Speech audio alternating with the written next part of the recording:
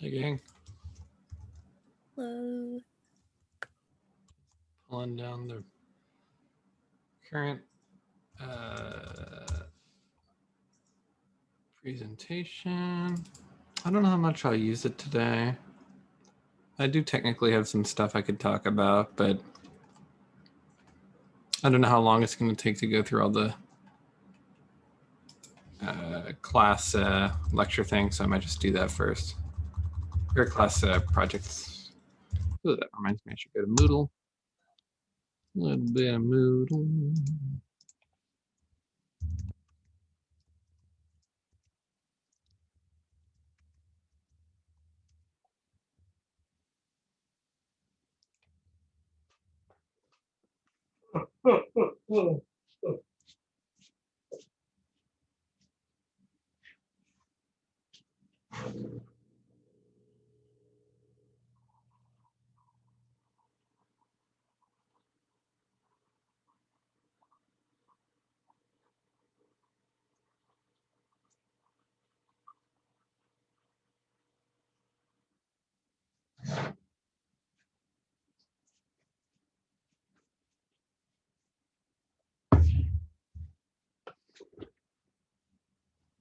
All right,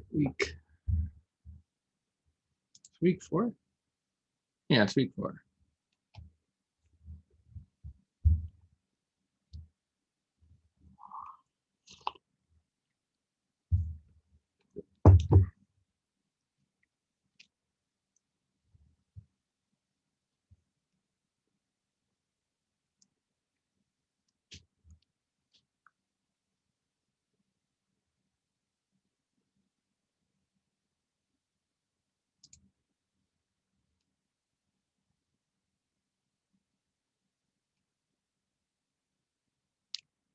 Was the YouTube video link for last week's lecture working? When I go to it in Moodle, it looks like it's not there. It's my it worked that time. I just had to refresh. That was weird. Yeah, I was gonna say me and Mercy looked at it like just the other night, so it's working. Okay, cool. Is YouTube working better for y'all than the old system where I just kind of uploaded the video to Moodle? I was gonna say I do personally like YouTube better, so it's definitely appreciated. Cool. Assignment 3.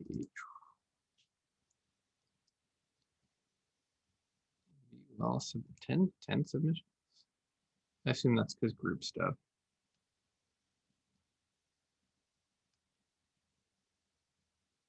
Yeah, that's probably group stuff.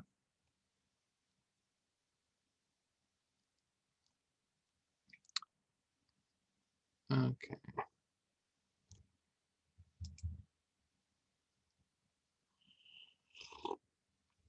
I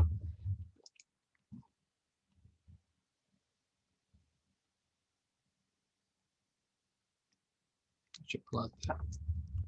Man, I finished my taxes yesterday. So I'm such an adult.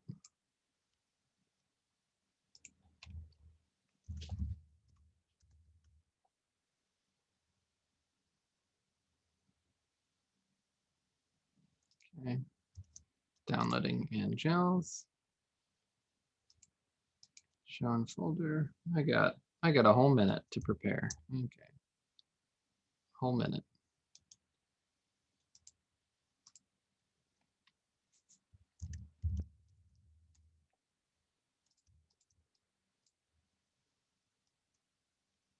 Okay, next step.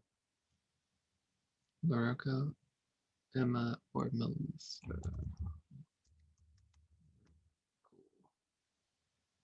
Download.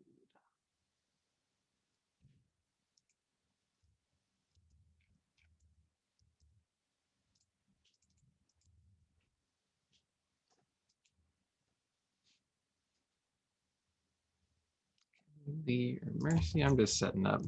Can we? Oh, right. They're all different names. Can.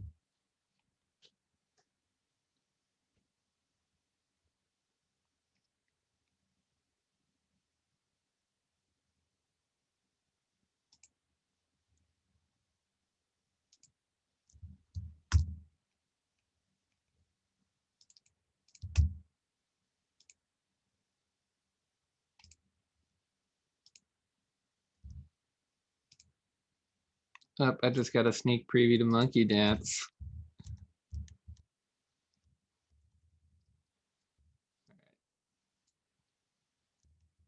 How y'all doing? Oh, 7 more people trying to enter the room. Oh God, how do I let them in? I think I let them in. Yeah. Oh no, there it is.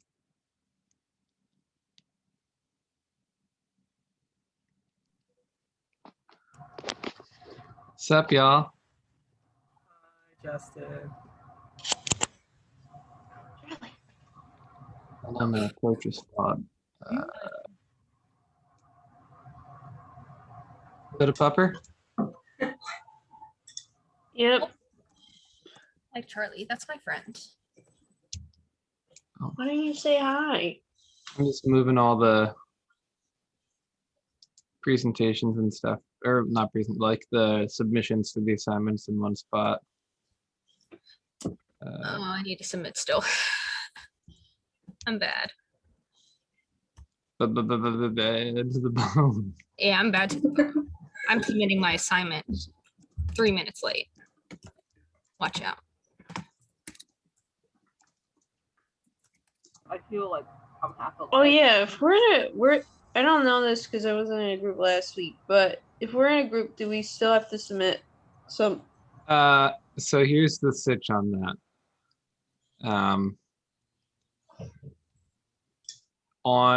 I have 3 chats. Oh, good morning. Okay. On this particular assignment, the answer is yeah, preferably just so that Moodle doesn't tell me the assignment is like not submitted. Yeah, I'll just submit something I worked But on. it's not like super important because I actually sorted out for all subsequent assignments how to not do that. I Okay. figured out group work and I set up everybody's group so that now in the future assignments you can just submit as groups. But this particular one, yeah, if you want to make my life a little easier, sure. Little just Yeah, like I'll just like a little message that says, hey, look at this person's submission. Yeah, I uploaded everything for my group. So Yeah, and yeah, obviously I figure it out real quick, but like it just if there are like little, hey, look at this other submission, this person has it, then I don't have to worry about it. But it doesn't super matter since I sorted out how to fix it for the future. And I'm not gonna like give you a 0 because a group turned it in to someone else.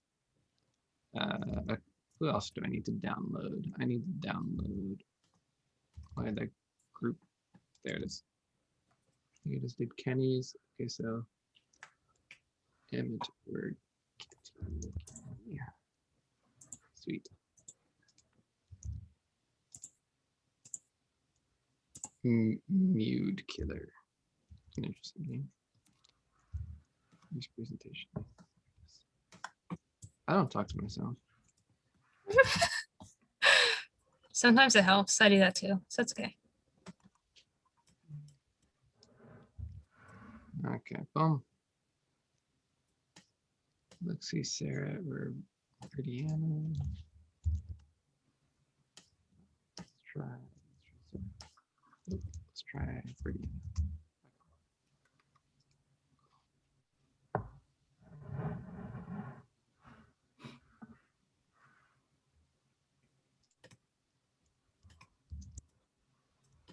Just about ready.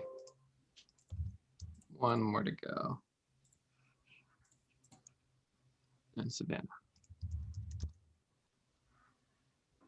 Boom.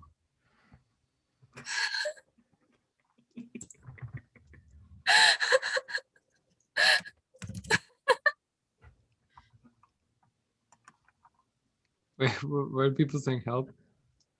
That's what I say when I laugh. Oh, Problems. I'm like, help me.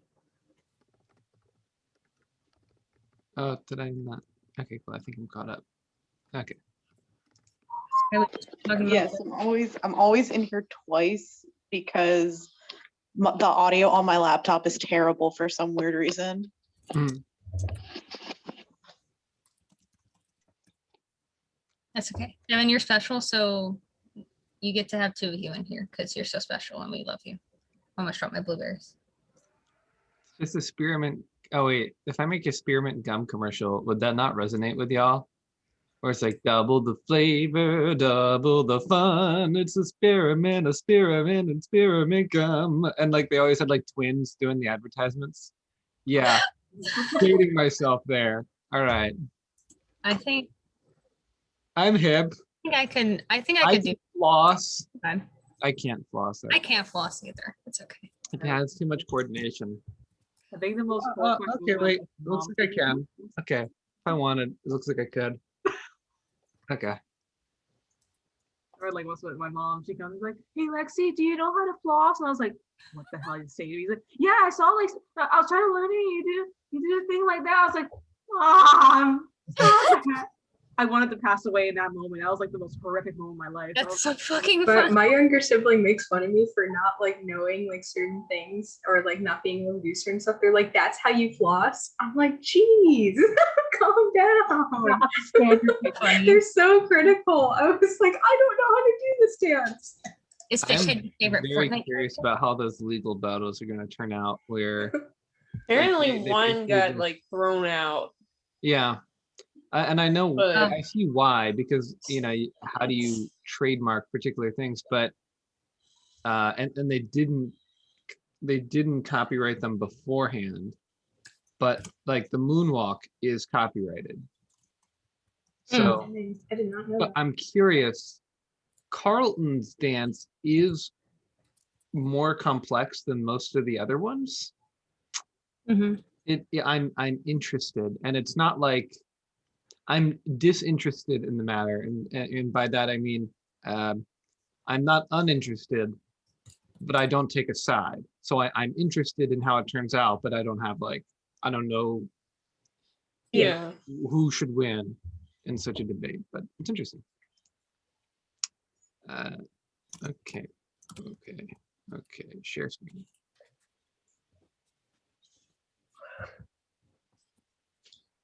Yes. And if anybody wants to share their screen when it's their turn, I've enabled share screen for everybody. Let me share my screen 1 here. I'll go through a little of the presentation. We'll see how far I get. At around 9:40, 9:45, I'm gonna transition to group projects. Somebody keep me to that if it hits 9:45 and I'm still blathering on about shapes. Just let me know. Because I don't know how long it'll take, so I'd rather get as much time dedicated to it as possible, because my presentation this week is pretty chill. It's just like shape language and how that can translate to icons and that type of thing. So as I said, I'm going to talk a little bit about shapes, about making icons.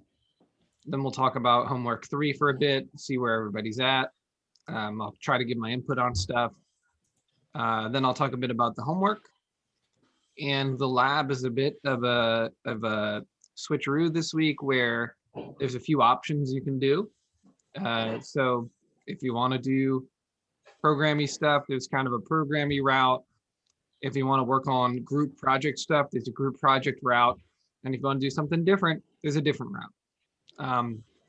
Which is kind of like a mix. It's programming a little UI element that you can sticker, like you can pick it up and put it somewhere and put it down, like moving around stuff on a screen with your mouse. So it'll be, if you want to try that, go for it, because they all teach you something.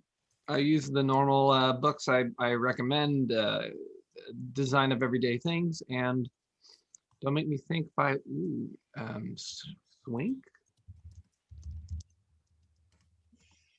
Didn't I write the author? Steve Krug. I'll fix that.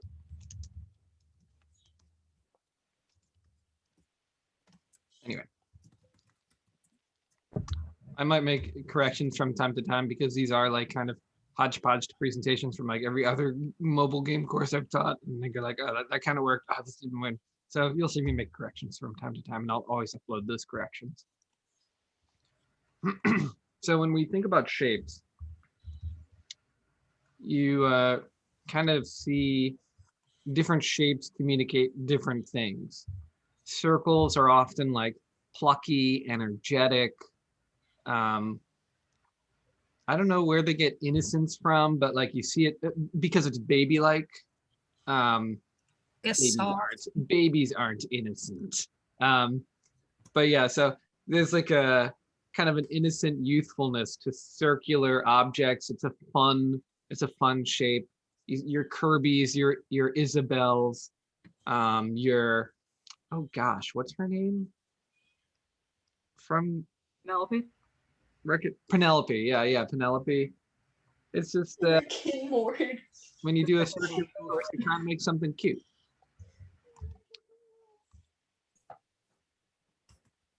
Oh, and this is a video that I don't know if I made it a clickable. Oh, I did. I'm a good boy. So that should be a clickable video. I don't know how it translates to PDF, but Character Design Forge, he does like a shape series, and it's cool if you're interested. Boom. When you think of square, it's like a stoic, strong type of shape. I always thought the word like masculine for a shape was weird, but whatever. I know what they mean, but they mean strong. Like a square is a strong shape. Has it has like a professional feel to it oftentimes. So you got your like Superman's just a bunch of squares put together. Even his jaw is just this like don't get near my temple corner. And then triangles are kind of the crazy one. Triangles. Do you guys know Freakazoid? Cool. No? Okay, Freakazoid was this old cartoon. If you're familiar with like Animaniacs and stuff, the same team, I believe, including Steve Spielberg, made a show called Freakazoid. It's actually quite good. I recommend it.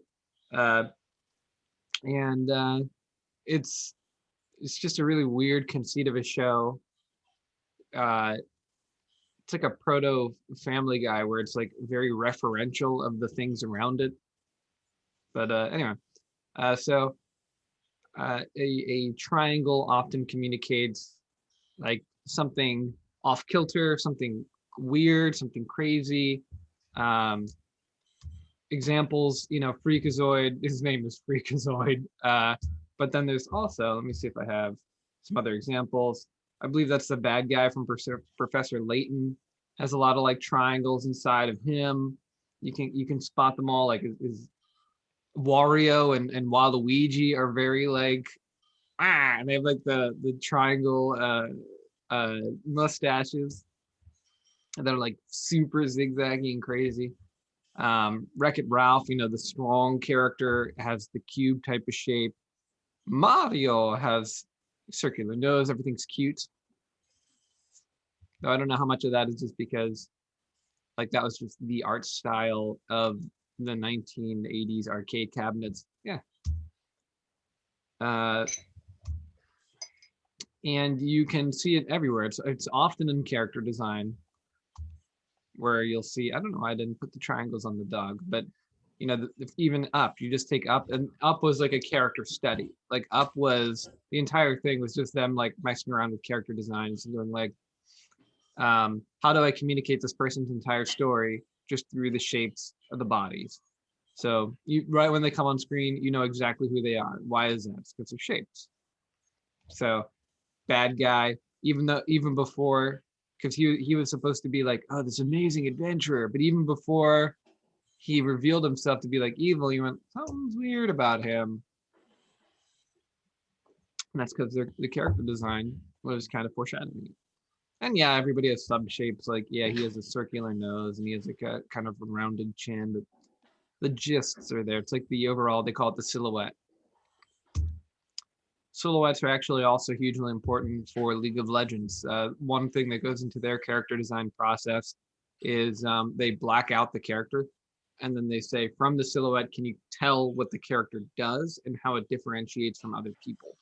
That's actually a hugely important part of their character design process. And they'll nix a character if it doesn't pass the silhouette test, if you can't tell what the character does just by the silhouette.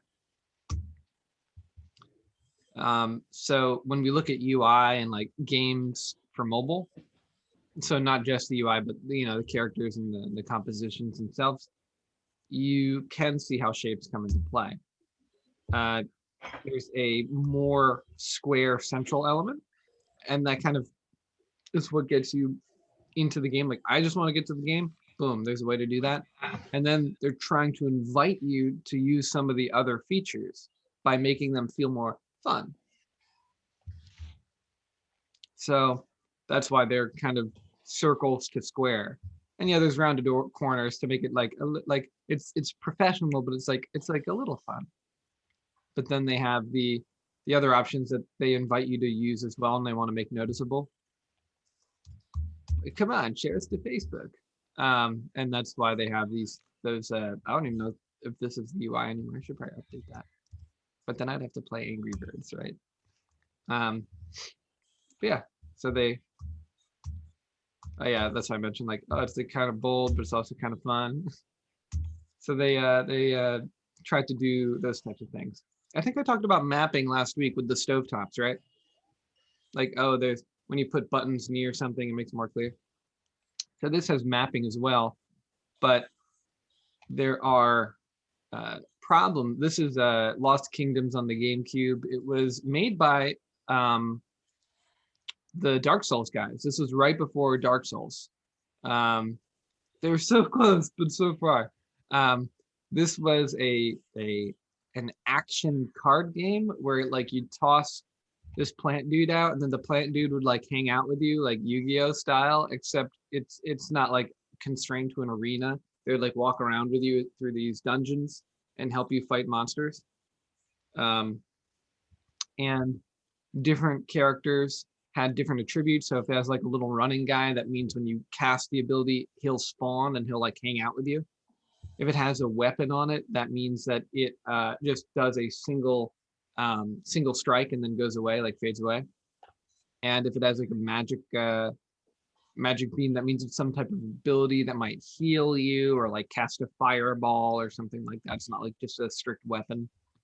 So yeah, there's a few things. I just want to see where I'm going with it. Yeah. So and each card is drawn from your deck to a location in your hand, and your hand is represented by the keys on the controller. So from a mapping perspective, it's really good, but it doesn't really use shape theory to its advantage. It doesn't really differentiate itself. So while it's easy to interpret different parts of the screen because they've separated them, and they say, okay, the deck's over here, so you don't get confused by like, oh, why is everything, what do all these things do? Yes, Emma? Oh, sorry. No, I didn't realize I had my mic on. I'm sorry. Oh, no worries. Yeah, I always invite people to ask questions and stuff. So if people do have questions, it's no worries. Yeah, no, it's fine. If there is anything going on that you need to mute yourself, I of course, cool too. Either way. No, I'm sorry. My brother had sent me something related to the Pokemon Direct, and I was did it already saying happen? to myself, no, it starts in like an hour, and I was saying to myself that what he sent was definitely faked. Oh, okay. Yeah, there's a bunch of leaks circulating, but I'm questionable about their legitimateness. It's gonna be Pokemon Cross Digimon. You heard it first from me. Oh my god, no. So one problem with this UI is it doesn't really, if it's trying to work off metaphor of hand and deck, like this doesn't communicate well. Hearthstone, as problematic as the game is, from some of its design standpoints, like everything is super clear, like deck and hand. It's very obvious the metaphor they're going for because they've styled everything so well. Whereas with this particular game, I feel like it's less successful, and it's hard to pinpoint why, but it's not exactly clear that these are things being drawn into your hand. It doesn't feel like a deck. they don't look like cards, even though you can draft them at the beginning and all that type of thing.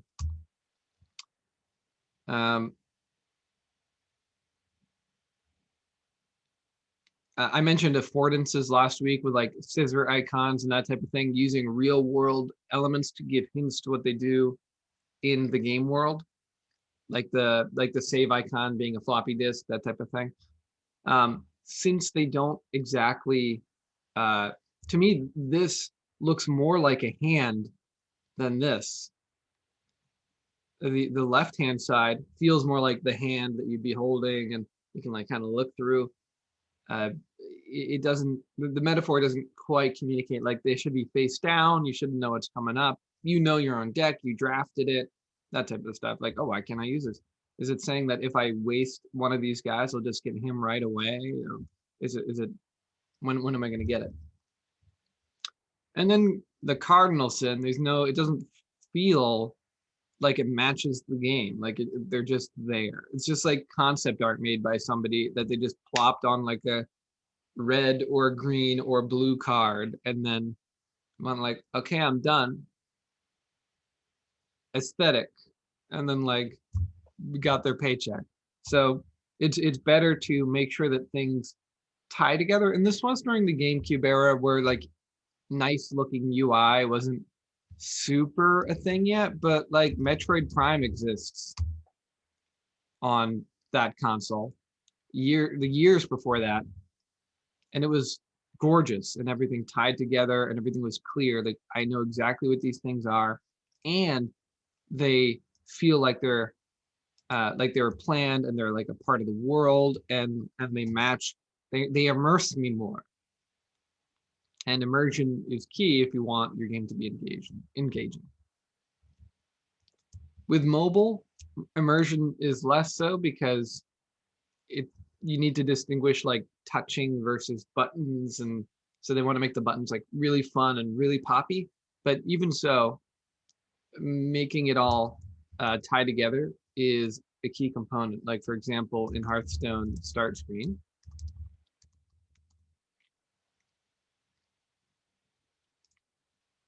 the UI is literally, well, it's not even really a UI, but it's like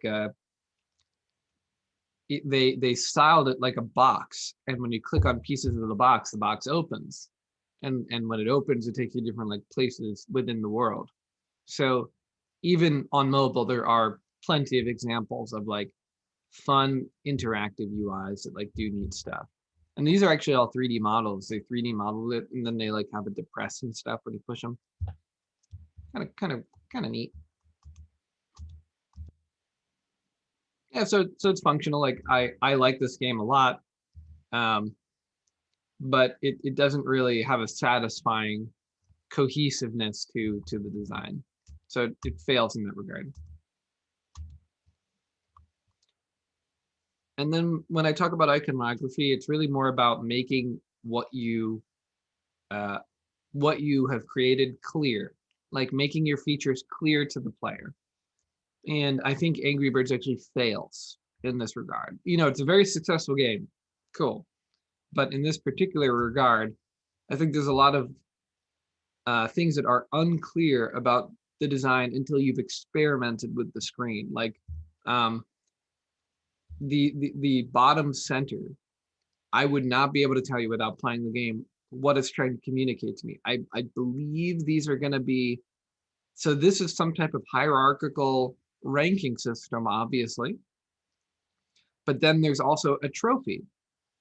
So perhaps one is hierarchical in regards to other players, would be my best guess without clicking, without knowing. And then the other one, maybe there's like an achievement system in the game for me. But having two trophy-like systems juxtaposed right next to each other, and not like having a super clear way of communicating how those two trophy systems are different, because for all I know, they're both online, they're both shown to everybody.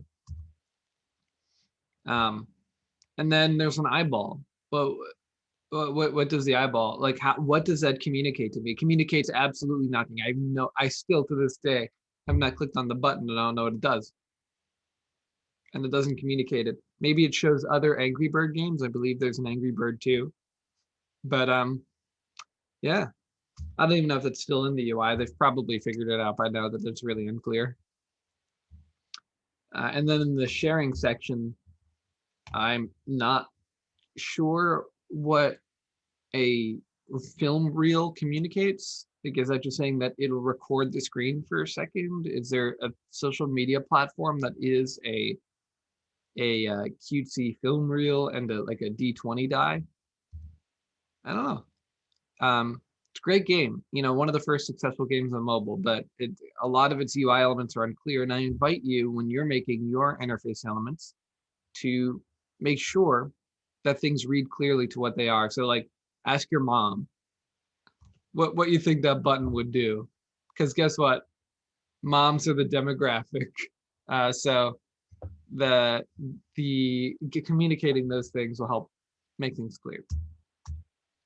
Communicating them through the visual design is how you make it clear. Icons imply functions. When you look at them, you want to know what they do. So take advantage of, you could call them affordances or signifiers. I call them shorthands, like shorthands for, oh, floppy disk. Oh, I'm going to save the game. Oh, like a W or like a little globe with lines on it. It's going to go to a web page somewhere. Cool. A little I. Oh, it's going to open up some information. Just if there are icons that are common, that means that they call it literacy. That means that there is a literacy associated with it to your players, because your players see that stuff all the time. That literacy also carries over to game design, like red Pikmins are immune to fire, blue Pikmins are immune to water. Like these are just common tropes, the colors that tie to clear, obvious environmental elements. That is a type of literacy that gamers have figured out over time. There's actually a really good book on it. James Paul G. Literacy in Games. What video games have to teach us about literacy and learning? And his entire thesis in this book is how come people learn things better in games, in complicated spaces that they've never seen before and are like completely fictional environments that have no basis in reality, better than how we teach kids things in schools? Why do they have more difficulty in school than with things that have a basis in reality than in these virtual worlds where things are crazy? Because he was like the 60-year-old guy who discovered World of Warcraft and was like, well, this is crazy. And then he got really into it. And then he started playing Pikmin and a bunch of other games and realized, wait, I'm learning things really well in these, and I still haven't figured out how to use a computer.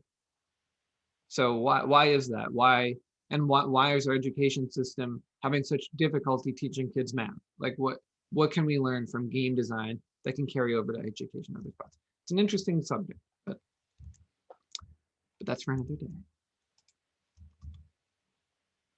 And don't make me think, it shows a lot of things about iconography if you're interested, and if you want to see like a lot of shorthands for how to communicate certain ideas. I just like search this title plus the word PDF, and I'm pretty sure you'll find something. Wink, wink. Dang, I'm good. 9:30. Cool.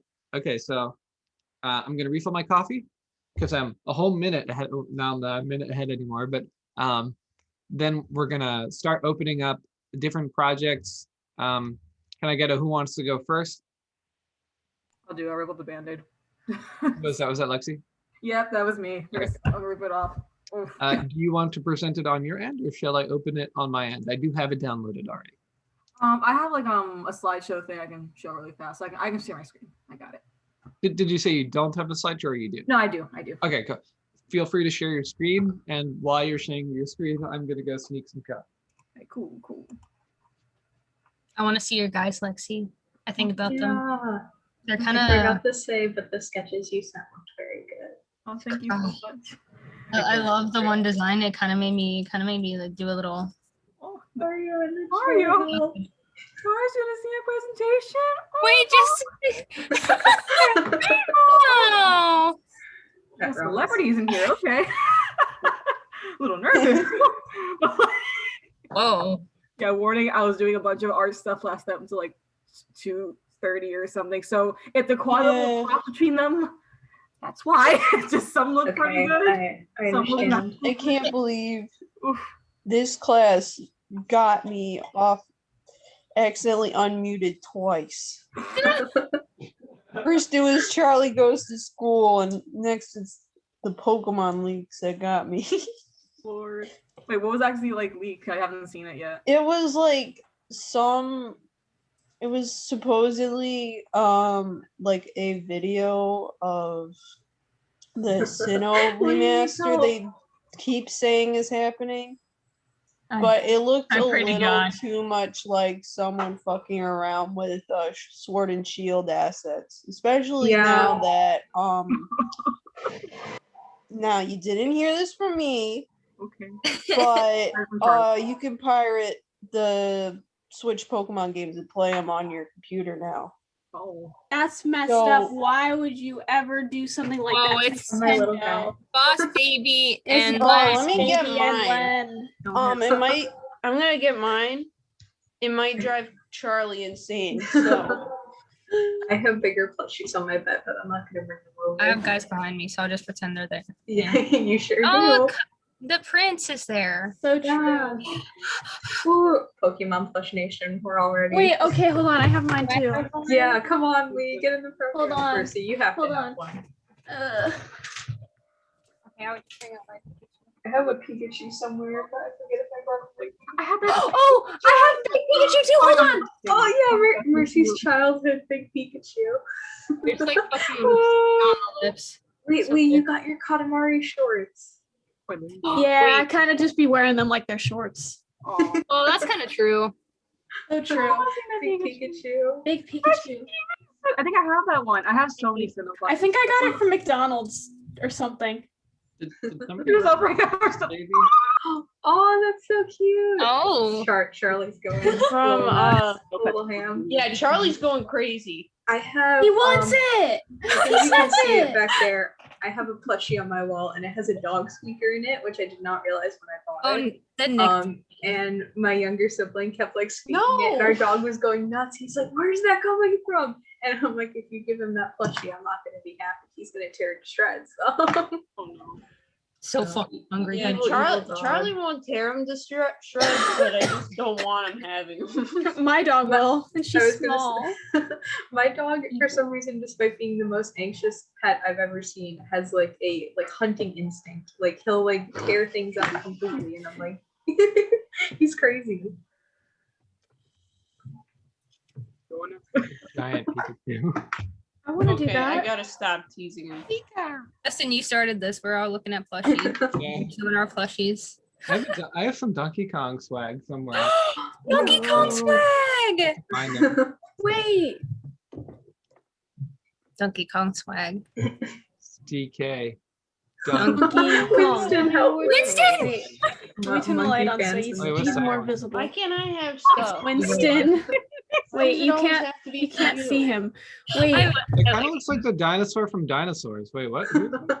Winston Oh, and Boss Baby Oh, together oh, it's at last. Winston. Oh. Yeah, Winston. From Oh. Blizzard game, Overwatch. Yeah. Yeah, and then I have several. I've never Lucios, played it, but I've always been tempted.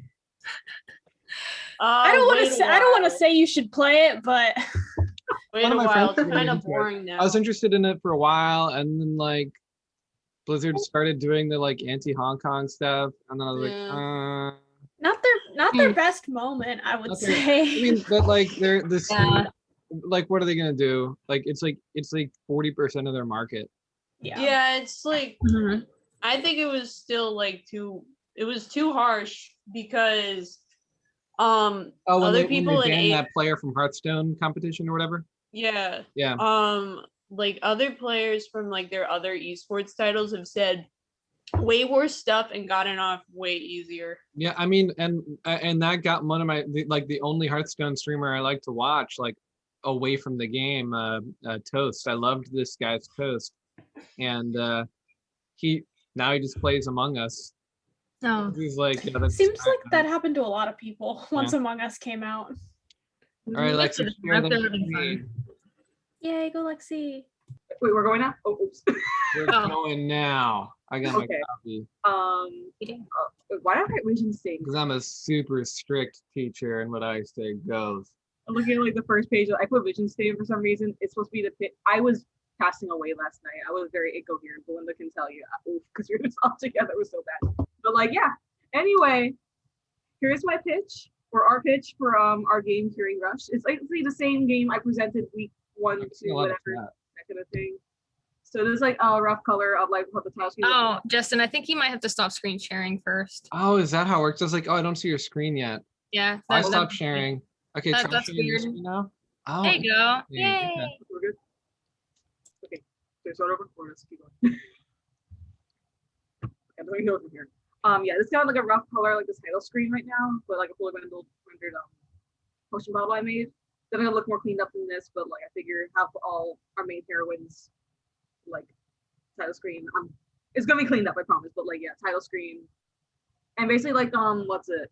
The plot is essentially the same thing as I explained the first time, where it's like there's like a world of fairies and it's overcome by like an illness, and basically you choose one of 3 fairies to go and heal the mother trees and heal the land, that kind of stuff. And I have like a rough thing of how the character select screen would look, with also a preview of what a final render would look like. And also like I gotta work with like these kind of little icon things. Mhm. Kind of like how it would look. I'm probably gonna like touch up like the text because it's like a quick spurt moment kind of thing. But like, yeah, this is kind of like the standard I'm gonna try to hold myself to when it comes to like rendering characters and stuff like that. So look nice. Find out. Good luck. That's pretty detailed. It's only for like characters like and stuff like that. It's just like little things here. They're not animation wise because I prefer to live. That'd be great. Mhm. Like this is what's on like 2-ish days. I think it should be okay.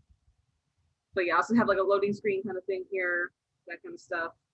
But I'm probably gonna change a few things. The thing is like I know like with some people is like how you can fill the bottle as like loading and stuff. It probably can't look like that in that case. So I gotta figure that out. It's just a for now kind of thing. Just make it look nice kind of thing. We have a map level selecting. Belinda was able to do this with a nice environment and stuff. And I meant to put like an arrow saying, oh, this one's unlocked, oh, this one. But I forgot. I was very tired. But like, yeah, basically that'll kind of be an environment, basically 3 different Oh, I see. sections. Okay. Yeah, like an autumn kind of section and it's more like a swampy kind of watery. Does it go beyond this? Would there be more than 4? I'm just trying to get a feel. I think we're just going for just 3, just to keep it like simple for now. Like you know, Okay. The only reason I asked you because I noticed the progression looks from right to left, which is Oh, okay. unusual but fine. If it's only the things on the screen, fine. But if the player's supposed to expect that there's more, then going from right to left in games is a little unusual for level progression. But go on. Okay. Yeah, basically we'll go like from here to here, and then the final level being right here. And it's kind of like how gameplay would look. Windows also it'll make this really nice environment here. Sarah made like these cute little push button icons that are kind of like matching the one I did, like the loading screen, that kind of thing. Mhm. This is like a more of a preview of like level 2 because it's more like a nighttime kind of, physical kind of level, that kind of thing. Mhm. You would have like 4 obstacles, like rain, like thistle little guys, and like the areas are already sick. Like I have this one's kind of based off I think baby's breath. I read somewhere it was poisonous in some kind of sense. I was like, oh, okay. Baby's breath, the plant. Yeah, I think. I don't know. Okay, I read like yeah. I read somewhere like, oh, these are poisonous plants, baby's breath. I was like, oh, okay, I guess we'll use that. I think it'd be cute little guy. But yeah, it's like my pause menu right now. I definitely gotta like change up some things, like make it like look more like buttons. But I figured let's get the basic idea down. Also, I gave up these flowers. I was so tired. I was just like, it'll get there eventually. Just right now, basic idea. It is what it is. That kind of thing. Also, I recycled this potion bottle so many times, but it is what it is. Hey, when you make an asset or you make a game design technique, the goal is to use it at least 3 times, and then you haven't wasted it. So reuse is good. Right, that makes me feel a lot better. Than thank you. I didn't have these before, so I just sketched these up like really fast, like last night. Like we have our game over screen where it has an empty potion bottle. Like oh, you broke it, you lost. Oh man. Mhm. But I don't know what to do with the mission accomplished one. I really don't know how visually I can do that. Because I don't want to get confused with the loading screen was listening to our potion bottle like mission accomplished. Yeah. I'd just say like great. And like instead of confetti, like flower bits. Oh, that'd be cute. Yeah, I would love something like that. I'm just using should I do a particle effect selection? Maybe. Anyway. Okay. Yeah. Okay. That would be good. And basically you have like the healing screen afterward, which basically when the player gets to physically heal the tree themselves.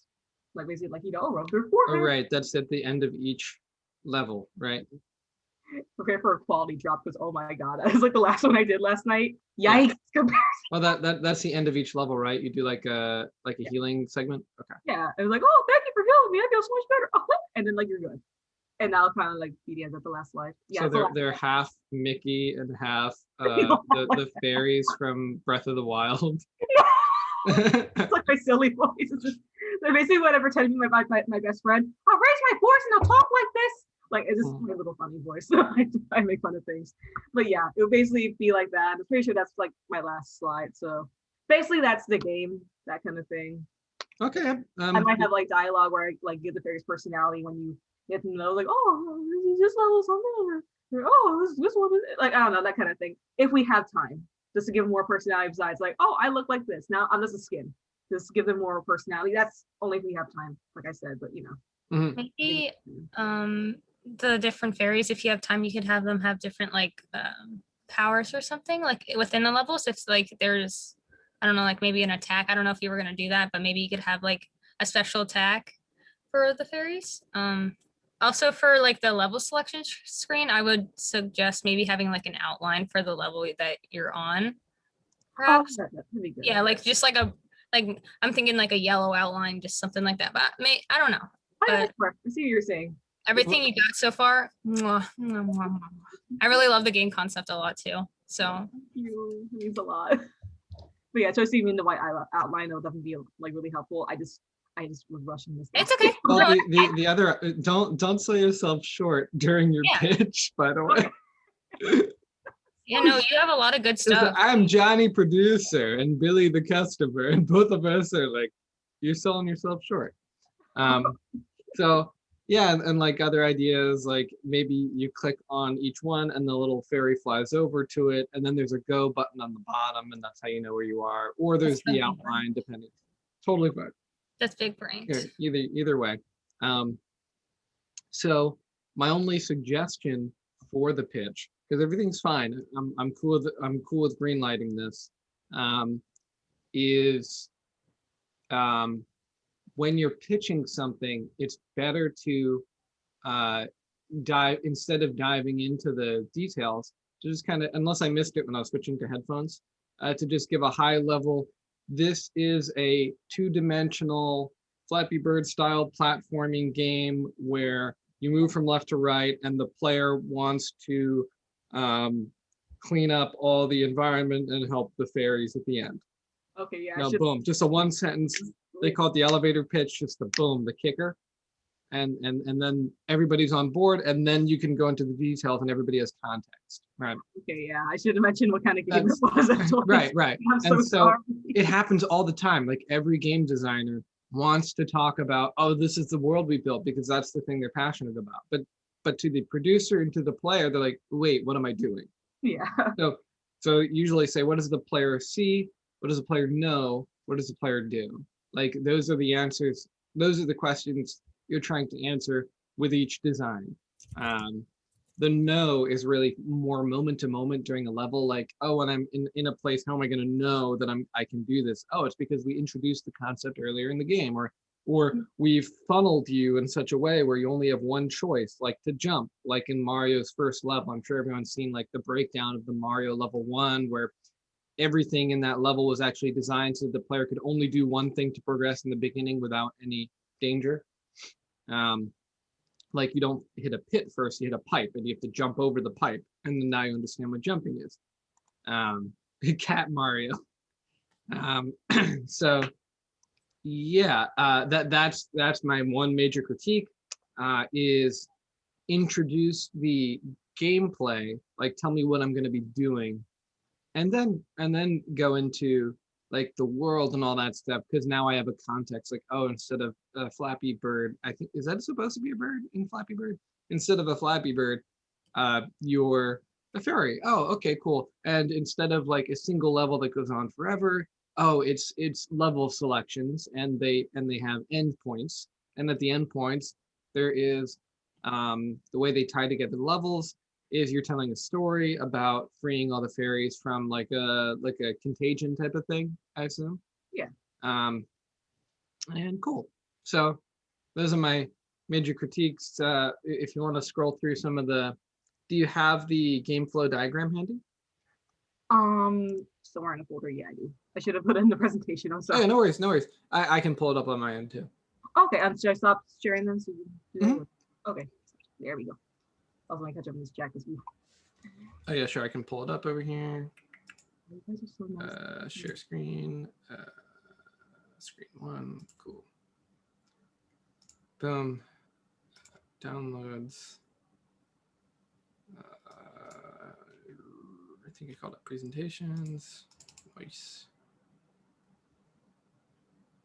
Okay, help me. I'm right under Kenny right there. You're almost there. Wait, I'm having major brain. Wait, oh, okay. There you go. I need help. Resident Evil 5.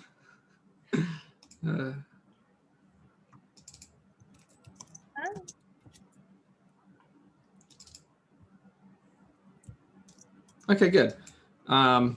So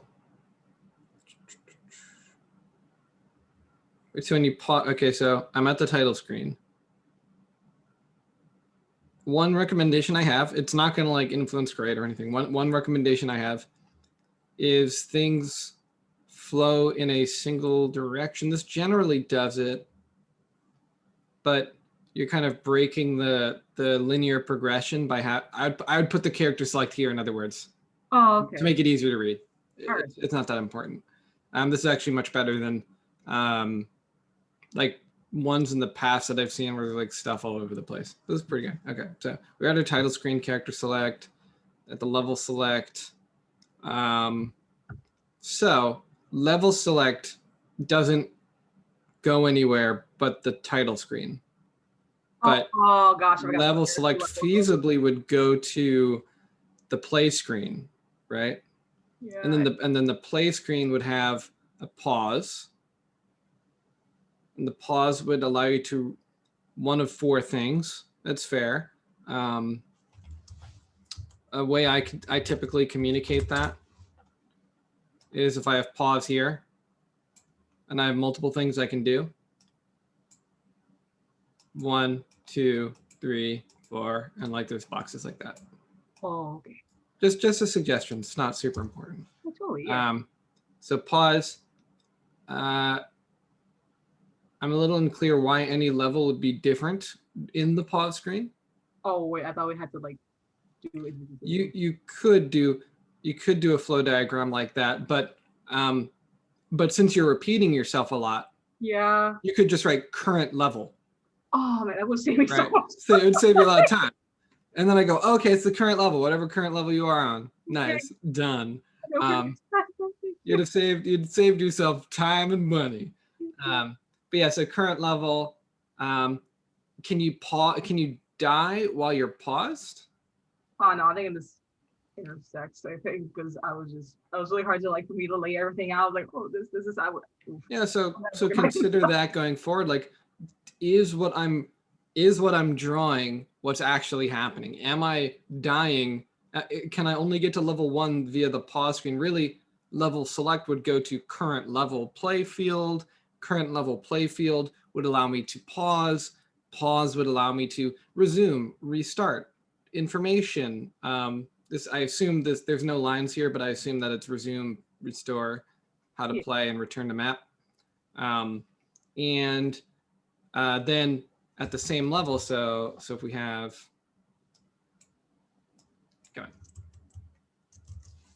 so if we have level select, I select a level. You could even write here if you want, like select level. That's just a my style thing. I'm not gonna, you don't have to. So I selected my level, like the verb. What did I do to get there? I select a level. So now I'm in current level. And that's what your level 1, 2s, and 3s are. And then, man, I wish I had a Wacom or something. So now I can, in my current level, I'm playing it. You can even write like play here, like that's what's happening on this line. While I'm playing, I can do a few different things. I can pause.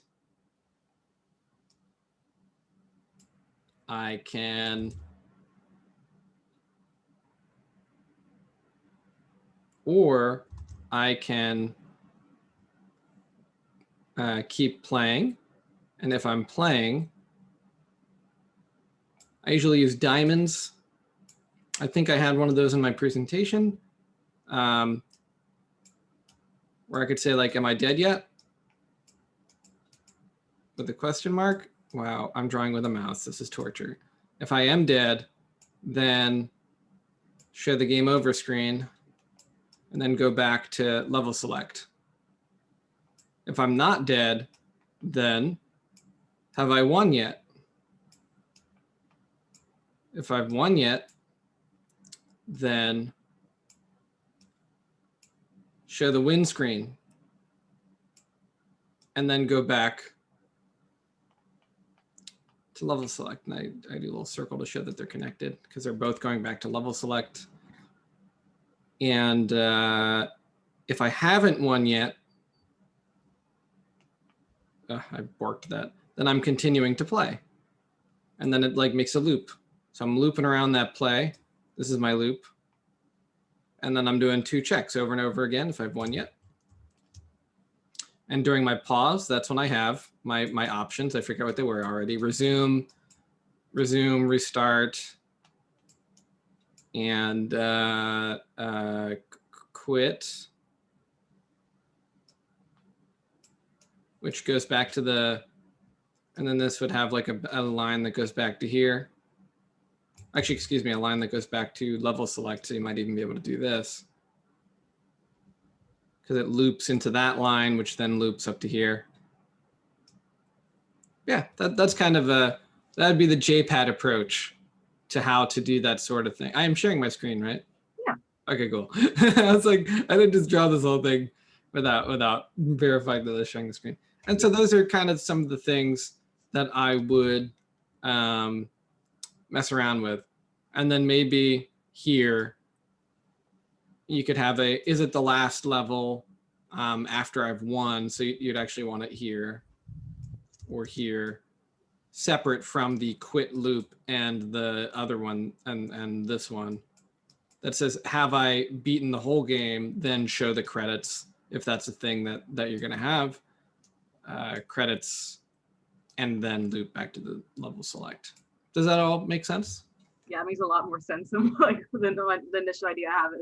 Yeah, and this is just a different way of thinking. It's just like, how do we lay out levels, or how do we lay out our gameplay graphs in ways that inform, oh, I need a level select. Okay, boom, I'll make art for that. Okay, I need a play screen. Boom, okay, and that play screen needs to communicate that I can pause. Got it. Oh, and it needs to have a death screen. I believe that was the death screen. I'll put a little skull there. Little skull. And it has a win screen. I'll put a little chest. Boom. I need a win screen. Cool. And I need my credits. Boom. Those are all the screens in the game that I need. And then I need icons that match the features that I'm going to support. Boom, boom, boom. And that's how you go from a game flow diagram to having a bunch of mock-ups. And then now whoever's programming goes, oh, I need to support going from a level select to some play screen. That's actually our lab this week, is kind of about how to load levels from one thing to the next. Oh, I need to ask questions every so often, like when they get hit, I need a health system. Okay, got it. Oh, okay, I need a win screen. Okay, I need logic to get to the, so it helps the programmer and it helps the artists. That's why these things are super useful. All right, so cool. Maybe, oh, should I I mean, that's going to be illegible after a day. We're not going to remember what any of these logos are. It's like I could put this in my grades. I could include it, but if you feel cool with it, I do invite revisions because then it makes things easier down the line when you're doing more stuff. Because then you have a more functional graph that works better for what you need to do. Yeah, looking at this like kind of going, so yeah, Yeah, I probably gotta fix it Yeah, up. those are my recommendations. Yeah, thank you so Um, much because I was having a hard time putting that together. It just Yeah, it's because it's your first time. I assume Very first time. Have people had you make graphs in this before for like thinking about gameplay? No. I don't think so. That's like a thing right now. Yeah, I'm trying to take a more holistic approach because I see that they haven't like done this sort of approach with you guys, where it's like looking at the big picture because it makes your life easier down the line.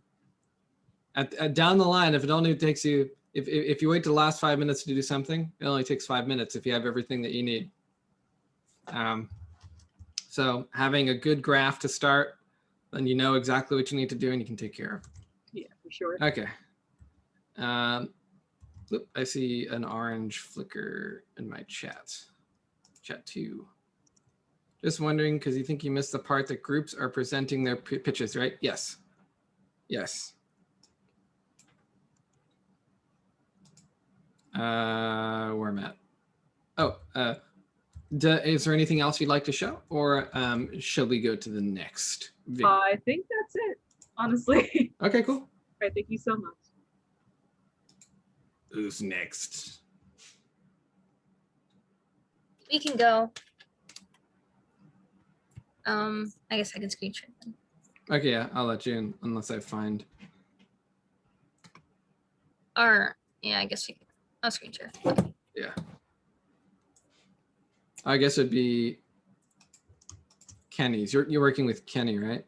Yep. And Kenny Lee. and Lee. Yeah. All right. Let me get my the cool presentation up. Okay. Okay. Oh, I gotta stop sharing, right? Oh yeah. Right. Stop sharing. Noise. All right. Monkey see, monkey dance. Yes. So monkey see, monkey dance. All right. So here's our vision statement. Uh-huh. So the name of our game, Monkey See, Monkey Dance. It's a game where the player plays as a monkey who owns a dance club, and to increase your club's popularity and appearance, you need to dance battle with other monkeys. The dance battles give you money and popularity, which unlocks different furniture and items to decorate your club with. The more monkeys you battle and the more you decorate, the more complex and difficult the monkey dance battles will be. So the main feature, what makes our game unique? So our main gameplay mechanic is like drawing symbols that appear on the screen. They're over the monkey's heads, the enemy monkey, and then you draw them in order to battle against them.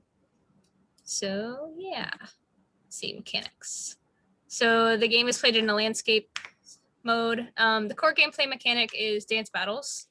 Players will tap on the other monkeys in the club to initiate a battle, and then they will be taken to the play screen where they dance it out. Additionally, the players will be able to decorate their club, which is essential to unlock more powerful monkeys and boss monkeys to dance battle with. And the setting takes place in a jungle because they're monkeys. So like there's jungle, and then the main club area is a little bit more technological because it's a club. But the jungle aesthetic we still got. Let's see, fruit shaped lights. Yeah. Okay. So we wanted the game to appeal to a broad but younger demographic because we have like simple designs. The gameplay isn't too like hard. We did a lot of research on different monkeys, mostly Lee did the research. So we could have like characters based on different like looks of different kind of monkeys. But nothing like too like babyish or childish that would make older players feel like it's not for them. We were inspired by Cookie Run. Gotta love Cookie Run, which incorporates a cute and fun aesthetic. And, you know, us college kids be playing it, so it's not like it's just for kids. I I feel love like I this haven't one. heard of Cookie Run. I'm looking it up. Cookie Run is so good. You It should has play really it. fun character designs too. The character even though they're designs all are- cookies. I It's don't know really how to do good. it. The art is so fun. People art should is play it perfect. and use my code so I can get presents. Is it mobile? Yes. Yeah, Yeah. they have a few like spin-offs now. Yeah, there's two different spin. One of them's like a Candy Crush type thing, and the other one's like a Kingdom Clash of Clans RPG. Oh, type it's a thing. franchise. Yeah. It's so- and, I and love then the it. original's like an Infinite Runner type thing. Yeah. It's like Huh. a side scroll runner thingy guy. But yeah, Oh, mostly okay. inspired by like the visuals of it. God, I love Cookie Run. I'm thinking about it. All right. So we got some cool crafted screenshots by Kendall Lowinger. Mhm. So here's Well, our I just organized these together. We did. okay, all of the well, art. it's crafted by, well, I guess Lee and Kendall both crafted them. Thank you, Lee and Kendall. So this is the title screen.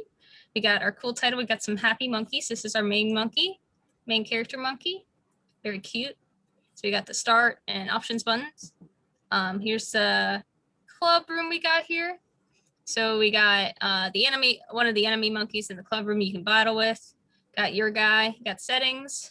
You can scroll through the club to place furniture and see other monkeys. You got your stats up here. Got a cool little icon. Very cool. And then you got your shop and you got your button to be able to decorate the club.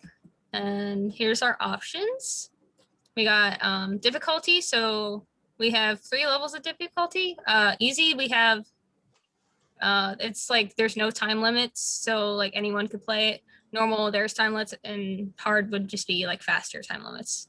And then we got the sound settings and notifications. And then we have our shop, very cool. Buy fruit, some cool furniture. And here's our the decorate area, so you can look at what This you is got. when you hit the decorate button. This Yes. pulls Yeah. up. Okay. And then here's the gameplay screen. So what you would do is draw the shapes that are above the enemy monkey in this area.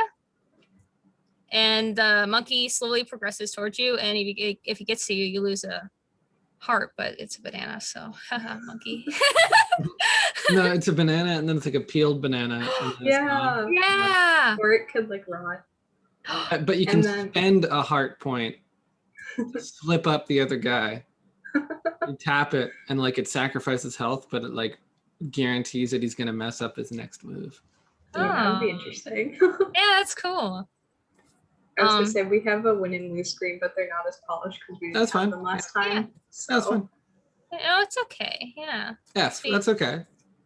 We know what's going on here. So happy monkey 1. And then under here, we'll have like stats of like how many bananas you got and the popularity stats you got from winning.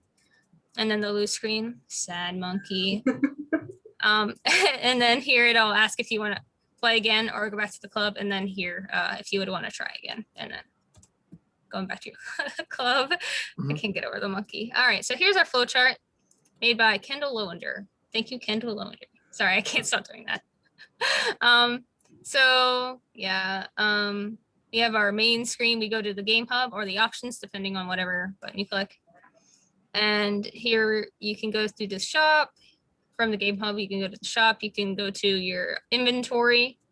And tapping the monkey, you go to the level when you go to the battle screen.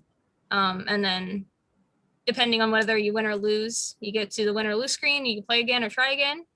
And you can also go back to the club, and that's how you progress. Ooh. All right.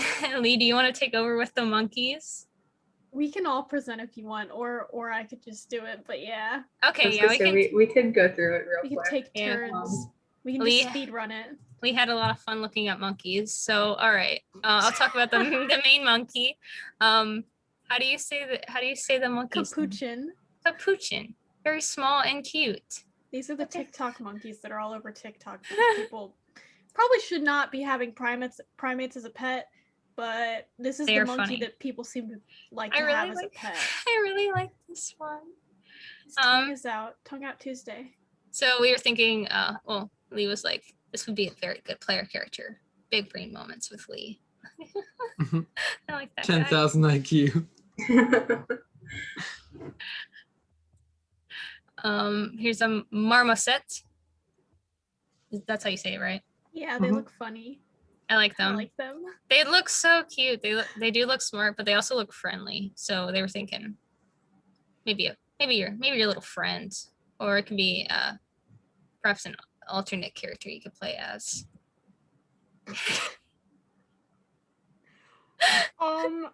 This one makes me laugh a lot, and it might be really funny to have it like a Master Shifu type character because it just looks like that. It has no neck. Where's its neck? It looks really funny. He's final boss. I really like him. Okay. I was Yeah. gonna say if we had a tutorial, he would be like teaching the player the tutorial. Mhm. So true. Here's I don't know. How do you say it? Tamarin. Tamarin, yeah. Oh, yeah, I knew that. I didn't know. I like it. It looks very wise. Why is he yelling? Okay.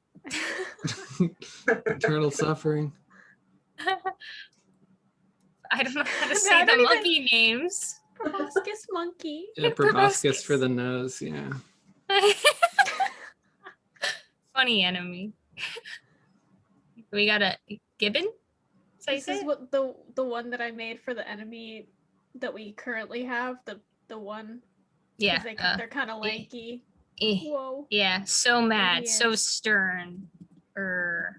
Little bit stern.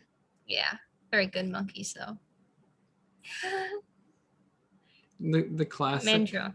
Yeah, Yeah.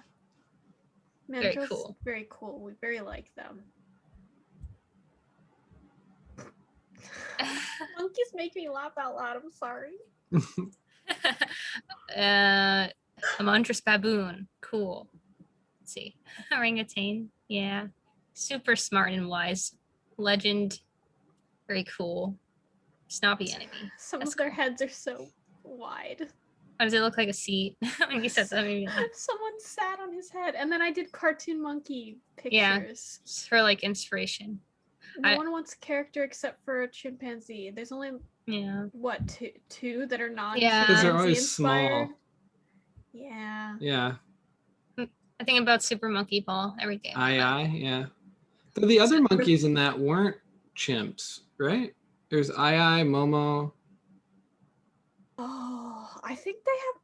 Were they all I chimps? don't know. I think have think the most of them were. Yeah, I'm the like, I same don't base remember. model at least. Because why wouldn't you pick Aye? I guess it's the first Yeah. question. I guess unless you want to be the baby one. I kind of like the little That's baby I one almost with like put the baby crazy in hair. here. Oh wait, no, that's not the baby one. That's like And then the bottom This one. left is Agretsuka, right? Yeah. Yeah. I don't know the bottom right. I think it's a mascot type. I think I had character. clothes with a monkey on it. Me too. It's like I don't know. I was trying to think of something that would be on a shirt that's funny. All right. Do we want to Wait, there's one more slide. Wait, there is? the Pokemon. Oh, there's monkey two more inspiration. slides, but actually, I obviously did not see that. Okay. because at you these cool know they're the monkeys. masters at making monkeys. They're so good at making monkeys. They make really good monkeys. Yeah. Cool. Okay, and that's kind of what you're feeling the like? end. Yeah. Okay. Yeah. So you opened up with the kind of what is the game. Mhm. I think that was effective. Cool. Let's just pop through to so I remember stuff. Yeah. Cool. Like yeah. And then we got our prototypes. The UI all makes sense. Go back. What do the left and right arrow for the dance, that one? What do Yeah. the left and right arrows do? Does that change which scroll- monkey you're No, fighting? it scrolls like back and forth and like so you can like scroll throughout the club. Oh, and then when you hit decorate, it only decorates in that region. No, it should be. We should be able to decorate. Oh, I was okay. gonna say I'll you try would that. tap and then be able to like plop it down. We probably should have had like a screen for that, but just to show that function. Okay. The other option you have is having a little more zoomed out until you begin a fight, and then it like zooms in on that section so you can see everything. It's totally whatever. Yeah. Yeah, that was the only thing that wasn't. Oh, and the top left meter. Does the player have a level? Is that what that's communicating? I The think red, that's yellow, green. popularity. Popularity. Yeah, I guess Okay. we can add like a little thing there so everyone. Yeah. All right, next screen. I already went over this a little bit in the previous, in like one of my recorded critiques, but learning how to do those repeating textures for the background so they never get stretchy is going to be a good trick to have. Yes. So feel free to watch that lecture and turn that into a repeating pattern, and then you can just make whatever resolution you want, and it'll always work.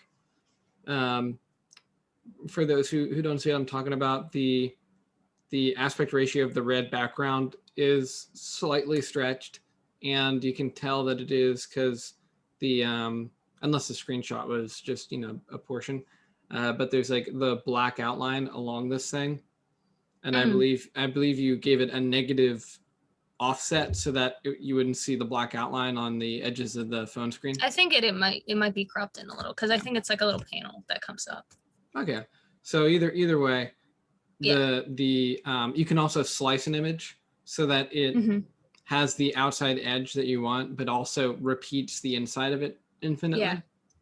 Depending on the size. It's all very good stuff. I like the banana theme. Banana. That'll work well. Next up. So what is the currency? Do you get the currency from winning fights? Yeah, the currency is bananas. Yeah. Okay, so your health and your currency are the same? I mean, they aren't, but it's like the banana theme. We can mess with that a little bit more though. We could make like banana themed coins or something maybe. Yeah, Yeah, I that's was a good gonna say. Okay. Yeah. Okay, cool. Then you might want to show how much they have somewhere in a corner of the screen. Next.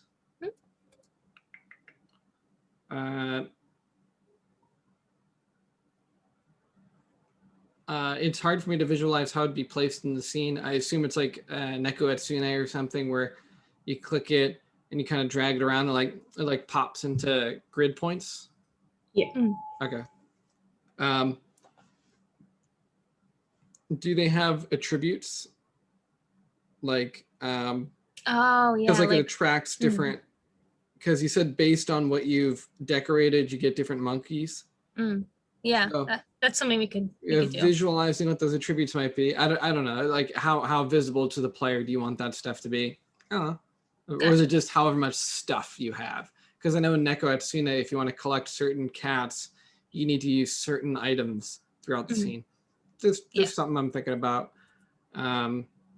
Cool. Yep, I see we went with the lines because that will be easier. I did look up some ways to do shapes if we wanted, but lines will be easy to make. Cool. That all makes sense. So is it like you hit down once and you have infinite time to hit down, right? Is it directionality? Is it like, top to bottom, or is it just make a line from either perspective? We didn't think about that. Just something. What are you guys' thoughts? Because that would increase difficulty. That would give you more options. Gotcha. Yeah, okay, we can do that, like arrows. Yeah. And so you just go boom, boom, boom, boom, and he goes like, and then does he have a health on his own that goes down? Or does, after you do those 4 symbols, is it just over? I think it'll have health then. It will have like a few turns. So it's like a fighting game where you see like 2 health bars. Okay, cool. Warning, since you have the options button there, I don't know if they're going to clash, because then if you put the health bar up there for the other monkey, then it won't feel symmetrical anymore, because it'll have to like be around the option. Just something I'm thinking about. Maybe it's in the bottom right corner instead, and like maybe I don't know. Just something I'm thinking about. Maybe Okay. you could like, once you do get through all 4, like the health bar pops up above where, like right here, Mhm. maybe. Oh, I guess I should have prefaced with, I like the idea. It's really cute. Everything's good. Oh, yeah. Yeah, I don't want to, I just realized, oh yeah, I just went in like critiquing everything. I forgot this. Like, oh yeah, cool, that's cool. Yeah, I approve this project. Seems difficult, but doable. You have a lot of different economies at play. I'd probably start with the dance stuff because that's the core. Mm. So like have the start screen go to a scene where you do the dance, and then like work on the room customization stuff on the side, and then kind of Yeah. like bring them together. It's there's a lot of different moving pieces here, and all of them take time to get fun.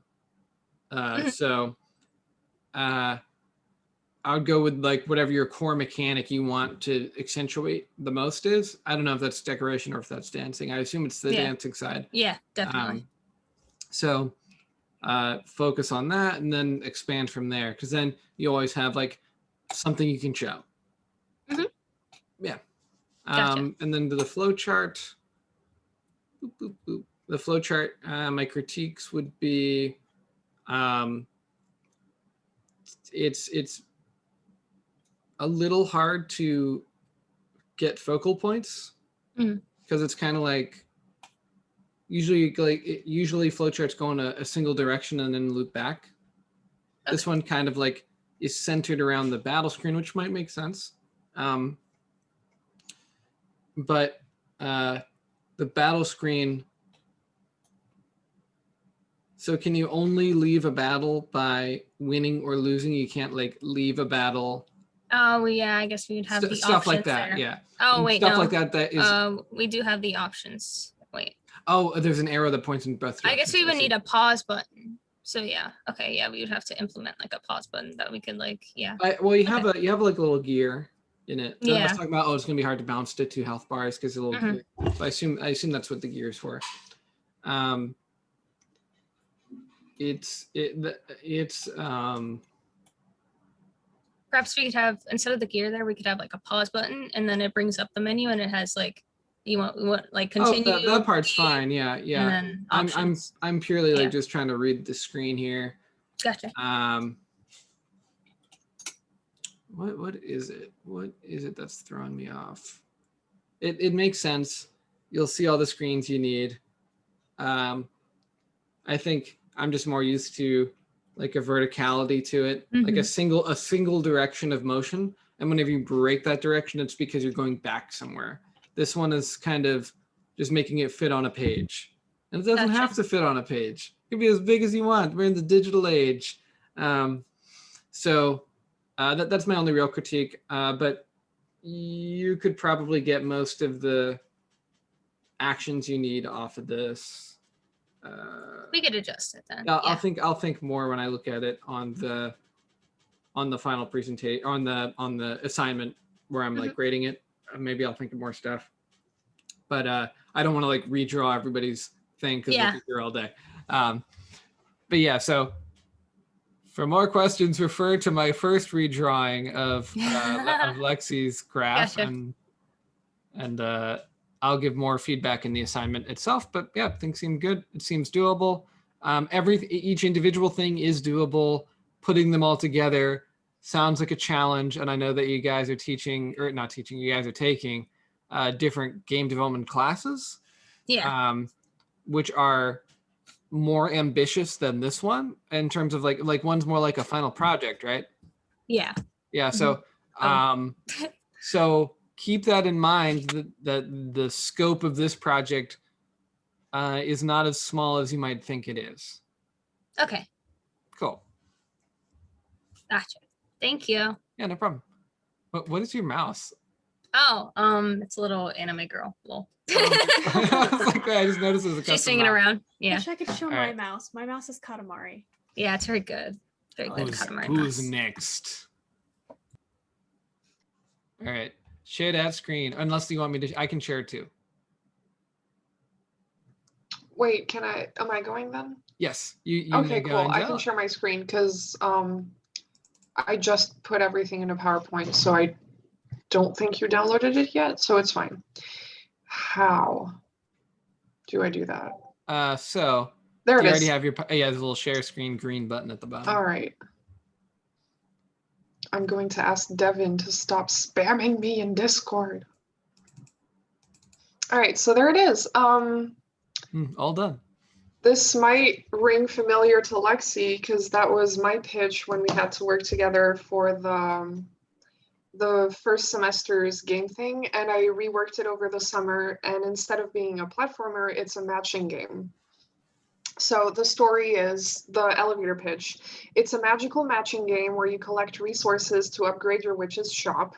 This is Cloverleaf the witch. She's the main character, and her shop was ransacked by mischievous spirits that scattered her ingredients and her potions all over the valley. So now she has to go out to collect them, and she's helped by her familiars. The base one you have unlocked is Asmodeus, the tiny black cat. So this is the opening screen. Very simple. You just see her cottage, a little bit of the valley, the title. You have the option of just playing to enter your current game or new to restart because there is an end to the game. And if you want to go over it again, that's available. This is the base, the game of, wow, let me try that again. This is the game base where you can see your crafting table to make potions and sachets to sell on the cabinets, shelves, tables. You can go upstairs, you can go to the settings from there. These are the settings, sound, etc. You can design your shop, so that's the fun part of the game, is earning enough money to get new colored shelves, new colored rugs, new colored drapes, making everything cute. You can see your storage to see how many resources you've unlocked over the matching games that you can go to. This is the art by Emily for the base crafting table, selling shelves, etc. This is the crafting menu that I've since reworked, where you can see the potions and different things that you can sell in your shop. This is the upstairs bedroom where you can have access to the vanity, where you can switch Cloverleaf's appearance. A lot of things are unlocked base, like all the skin colors are unlocked for free, and the fancier eye and hair color along with the hair accessories you can unlock with gold later on. As far as the game itself goes, you can access the map from the shop menu, and then you have 6 different levels. You can choose your different helper to have your familiars. You can have a bat, a wolf cat, a spider, an opossum, and I forgot what the 6th one is, sorry. And then you can pick the different levels where you can find different types of resources, different amounts of gold, and there are different difficulties. You can replay the levels over and over, and there is no time limit for the levels, but there is a move limit. So you can't just like match everything infinitely, and you have to find a certain number of ingredients to win the level. And if you fail, you lose a life, and your lives regenerate after 30 to 45 minutes to, like, you know, pace the game. This is the art, the finished art for the map that I made this week, and like the different buttons that show whether or not you have access to the level, and then the icons for the different levels. The glade, which is the beginning levels, flower field, swamp, abandoned house, deep woods, and cavern. And they have different levels of difficulty, and the difficulty comes from matches that aren't validated, like twigs or rocks or things that aren't worth any gold or can't be used for crafting. And if you pull those matches during the game, it doesn't count towards your required matching count, but it counts towards your move count. So you have to make it work. This is what the gameplay looks like. It's a very simple matching memory game. You can use your helper power from there. So each helper has a different thing, like the wolf cat can find a match for you. The spider can pull some cards without wasting your moves. The black cat can find the card with the gold or give you an extra move or give you an extra life. Oh, so like there's that. not only are there cards to match, there's also bonus cards that would get you. I see. Okay. Some levels, like, it's randomly generated, so the cards will never be the same when you play the same level twice. But some cards are special, like gold coins, extra heart. Sorry. .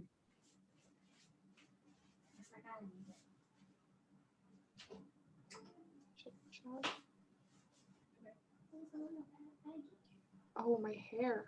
Thank you, Lexi.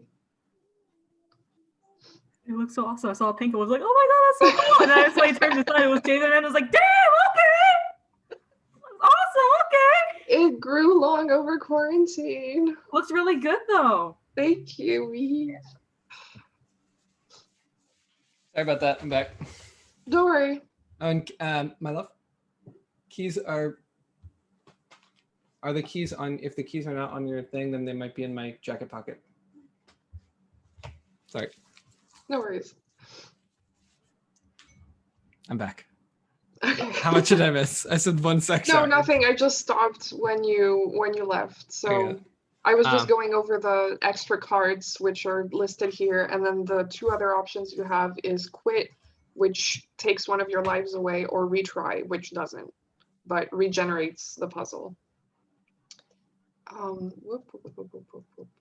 There we go. This is the flow chart that I already had a sketch of, but tried to rework. Mm-hmm. There's a lot of menus in the game. Sorry, this is very confusing, but Okay. whatever. I did my best. I really did my So best. play, and then you hit the intro. So is that like an animation? Just a little, like, you know, text fading in or fading out, or you can see like the little spirits popping into the screen and Cloverleaf going, oh no, and then you get to the shop and you start. Okay, so play intro, and then it takes you. So the shop is kind of the central place. Like when you hit play, you end up in the shop. Mm-hmm. And is the shop the home base you're talking about? Yep. Okay. And then the base can go to bedroom, Map, settings, and then the shop contains little menus, storage, crafting, and then the selling shelves. Okay. So my initial, another very big game, lots of moving pieces. I would start with, two sections, probably the match 3 or the match 2. Yeah, it's a match 2. Probably the match 2, and like the shop scene to transition from one to the other, have like a little level select screen to start, and then if there's time, then move on to the customization of the room screen. Yeah. And maybe that's overlap with Monkey See, Monkey Dance. Maybe because they both have customization elements of it. Maybe there can be lessons learned that cross program into both. Because those parts are kind of tricky. Yeah, it's pretty big as far as big. The customization goes, but we can segment it out. Like, I approve the project, it's very cute. I think it has some potential, but there's a lot of moving pieces, and to set you up for success, getting one part of it feeling good and then going, oh, and there's so much more that we can do in the future, might be the way to go.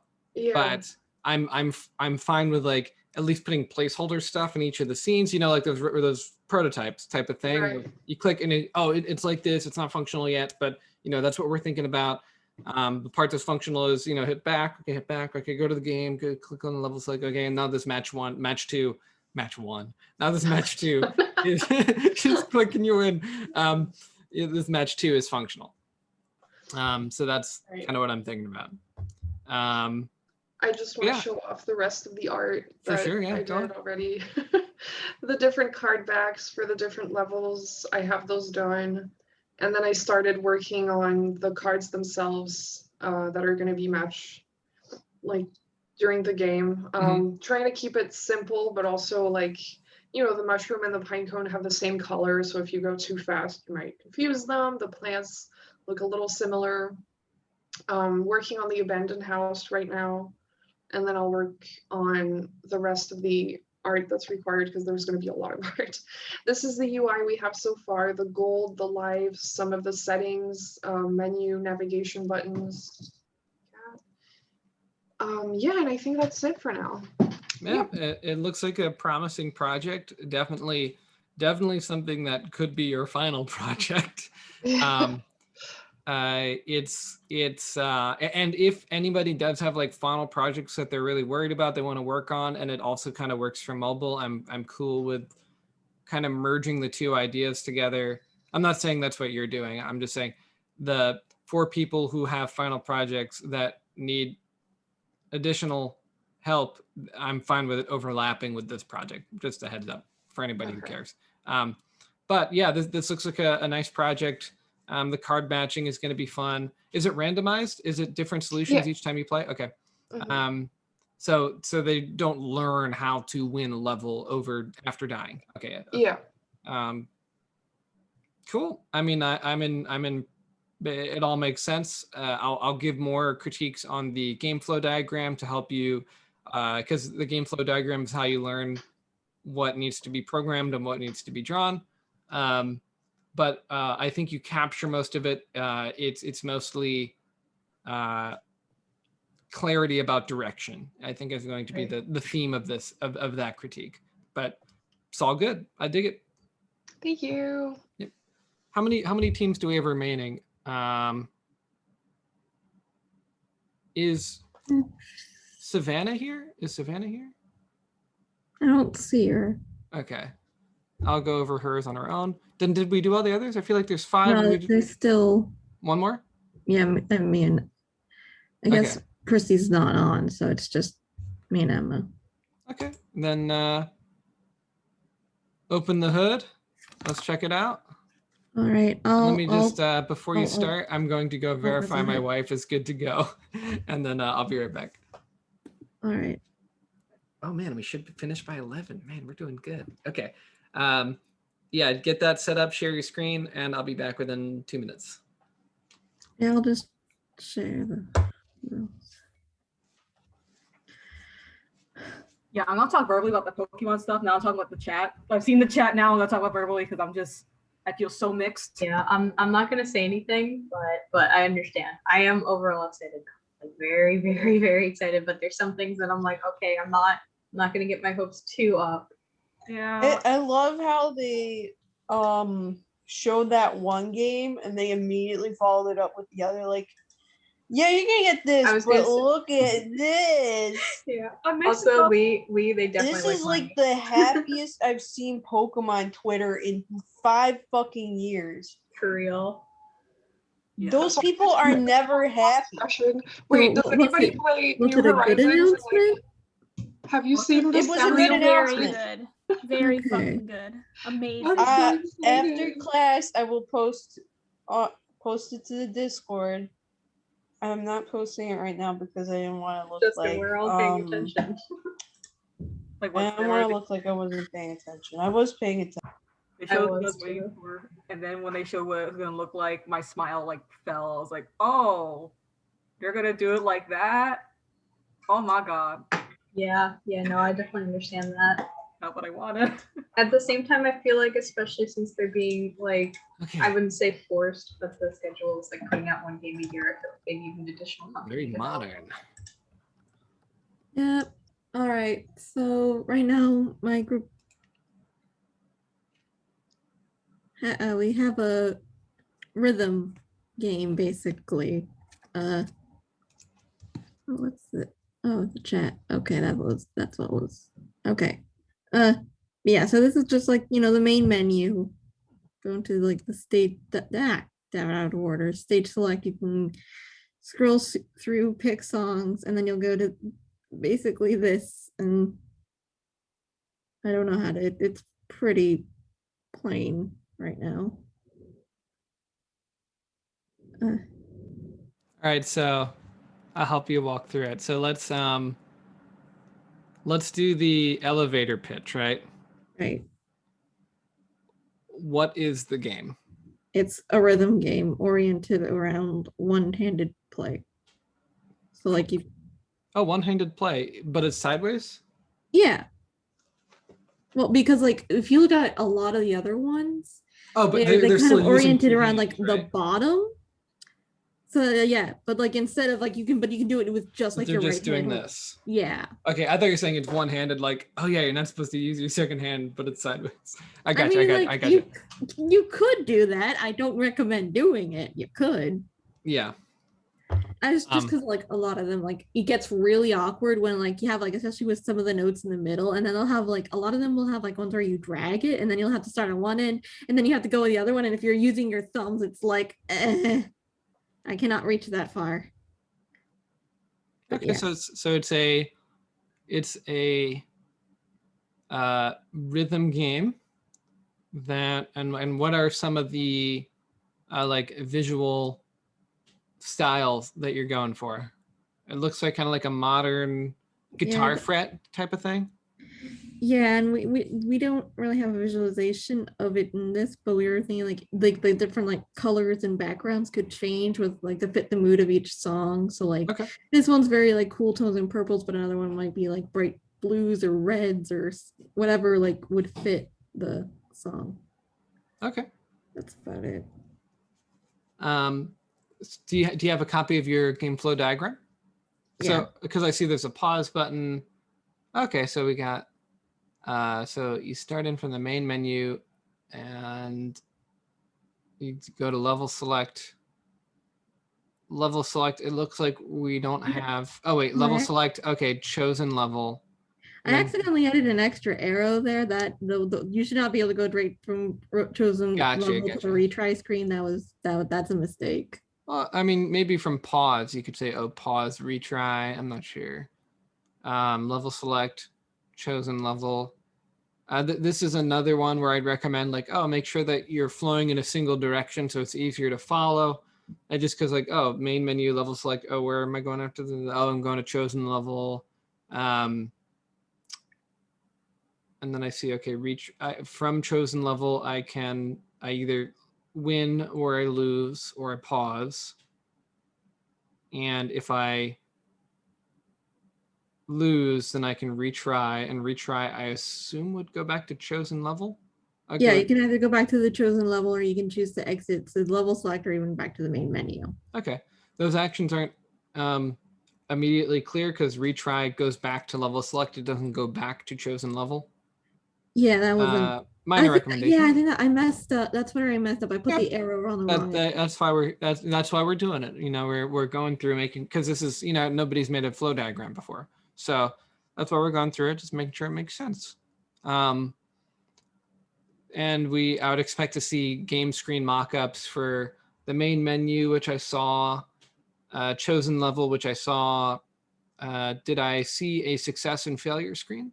No. Okay, so I recommend getting those made. I recommend the level select screen getting made because I'm not sure. Oh, did I miss on? Right okay, here. okay, cool. So the level select screen exists. Okay, it tells them if it's easy. The 2 and 3 is it like record albums? Like yeah. Yeah. So it's not like you'd kind of like scroll through for like side to side. Oh, okay. Okay. So this is another game that I'd say rhythm games can be complicated to make. I've never personally done a rhythm game myself, but we can probably research it and figure out how to make it work. And so we'd probably end up at the end with, you know, start screen goes to, you know, we can probably go through all the screens, but the main gameplay, the rhythm gameplay, we're probably just going to figure out how to do it for one song, whatever, like a 30-second song or something, because I assume that we're going to have to like set up time stamps for each element and like when they should appear and when they should be hit, like all that type of stuff, which are things that I've never personally done, but I'm sure are doable because there's many rhythm games out there. And yeah, that's my only like worry for the scope of this project is like, oh, rhythm games can be are probably tricky to make right, but if we just pare down, we say we're only going to do one song, and then figure out the workflow to make that work, then yeah, we have 10 weeks, so it'd probably, you know, be finished. All right. Cool. Unless you wanted to do 40 songs. Go for it. All right. Does anyone have comments on any of the projects beforehand that they were thinking about that I was interrupting?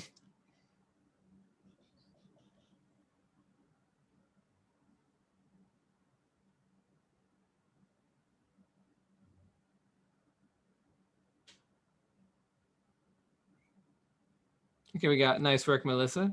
We got yeah.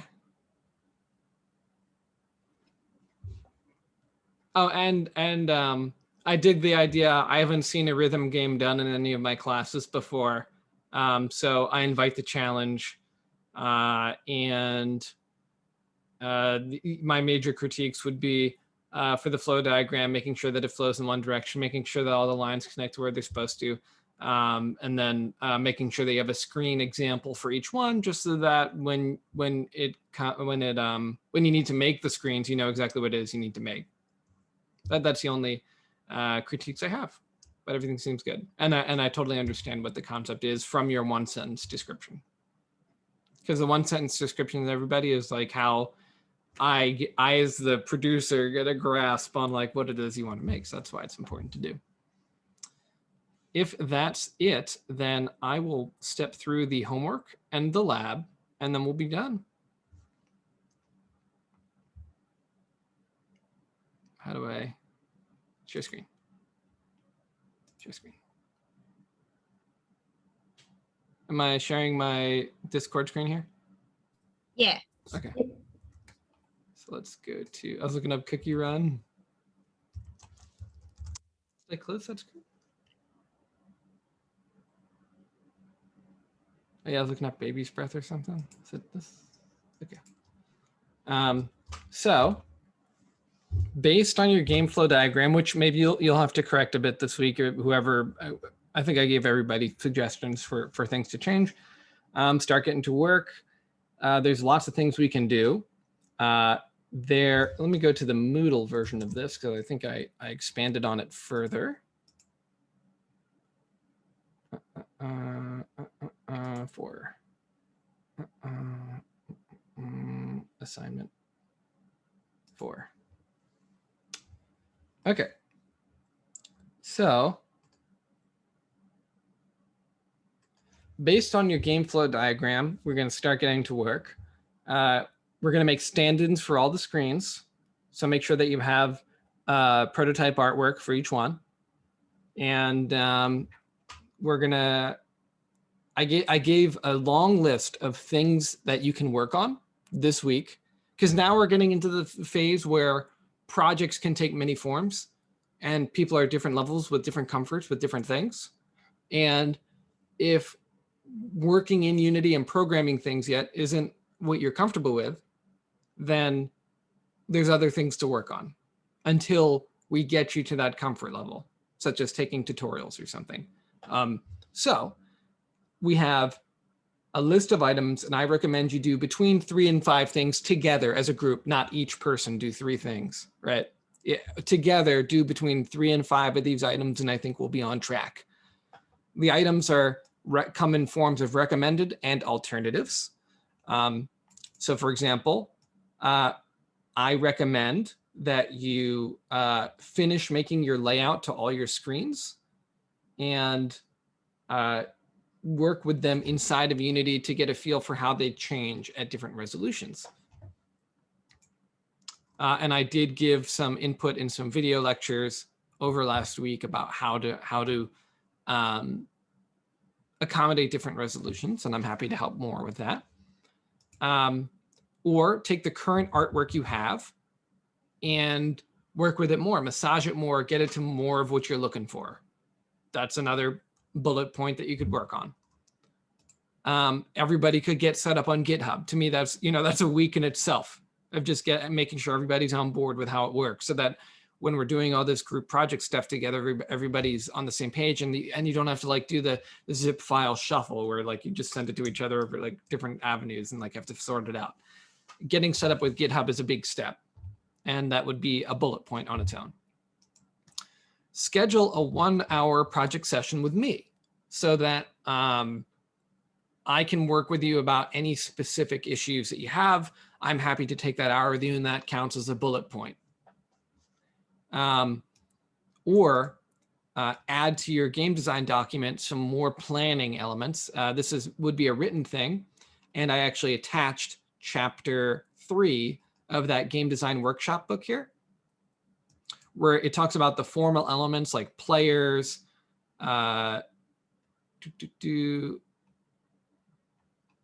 types of player interactions. There's like a list. I'm looking for that list. Oh, players, objectives. It's the ones in capitals. Procedures, and just taking each of those elements, like players, objectives, procedures, and just writing what that is for your game, because that's going to help you when you're developing it.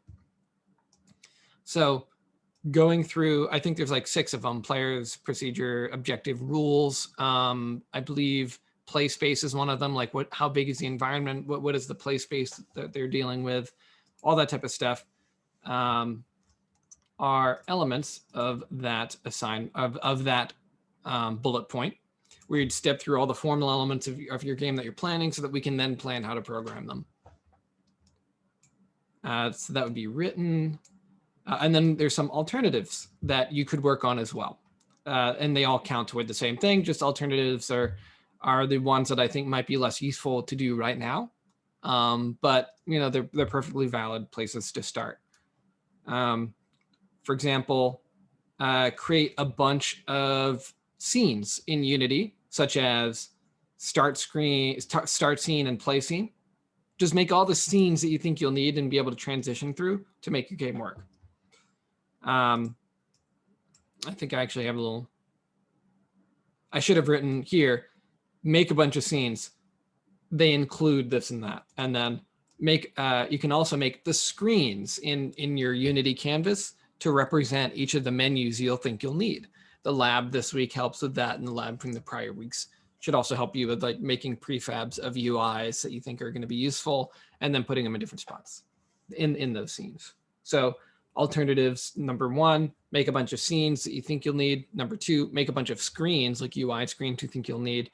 Number 3, an alternative, since you have those graphs set up, those flowcharts, you can start thinking about what scripts you think you'll need and just start making a list of all your scripts in Unity. Just make script 1, script 2, script 3 with the proper names. And they can remain empty. They're just helping you plan, like, oh, okay, that's my setup. That's how it's going to work. I think that's going to be for the more program ready individuals at this point, but then, in the future, everybody's going to have to do it at some point.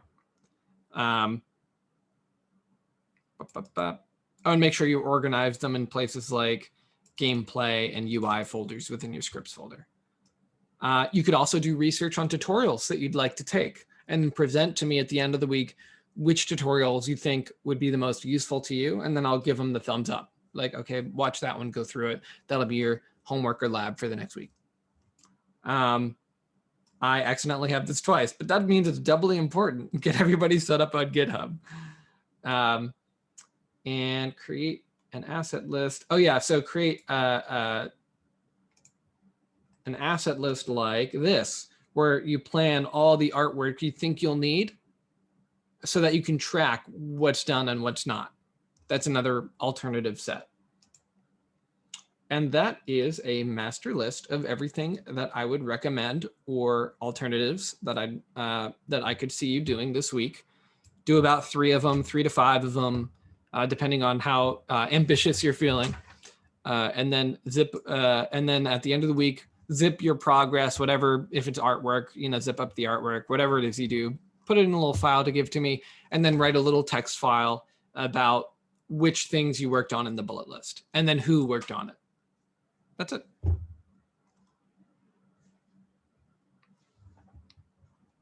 Cool beans. Does that make sense? Do we have to do all of them or just one of them? One of what? Of the recommended. Oh, pick 3 to 5 items total from either area. Okay. So just pick 3. They don't even have to be from recommended. That's just what I recommend. But just pick any 3 that your group will work on this week.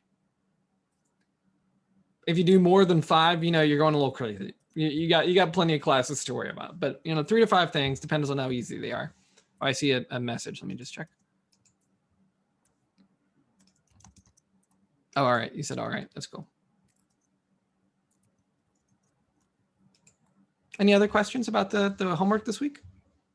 It's a little more freeform, I'm sure, than most homeworks you get, but game development is dependent on what you're working on. So I don't want to say do these specific things because everybody has a whole bunch of things they need to do, and they all need to start at different places. So yes.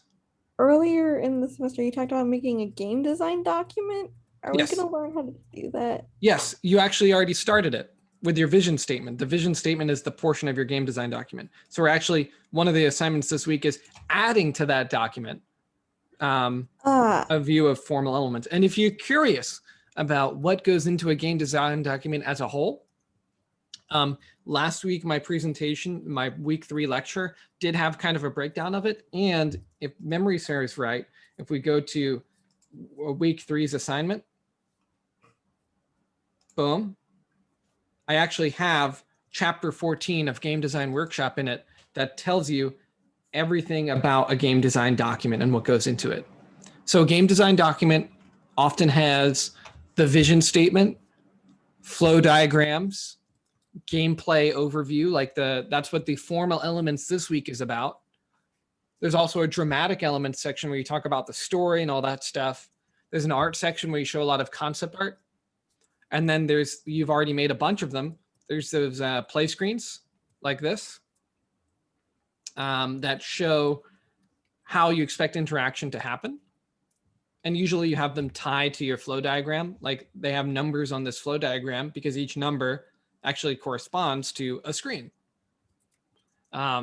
So you're right. A game design document is important to know, and you've actually already been working on it a little bit in bits and pieces, and then it'll kind of slowly come together. It's what they call a living document, where each week it gets a little bigger. And then you also have to change it over time, depending on changes you have to make to the design. But yeah, if you're curious about the whole thing, definitely check out chapter 14 of this book, which is in assignment 3's attachments. Any other questions before I move on to the lab?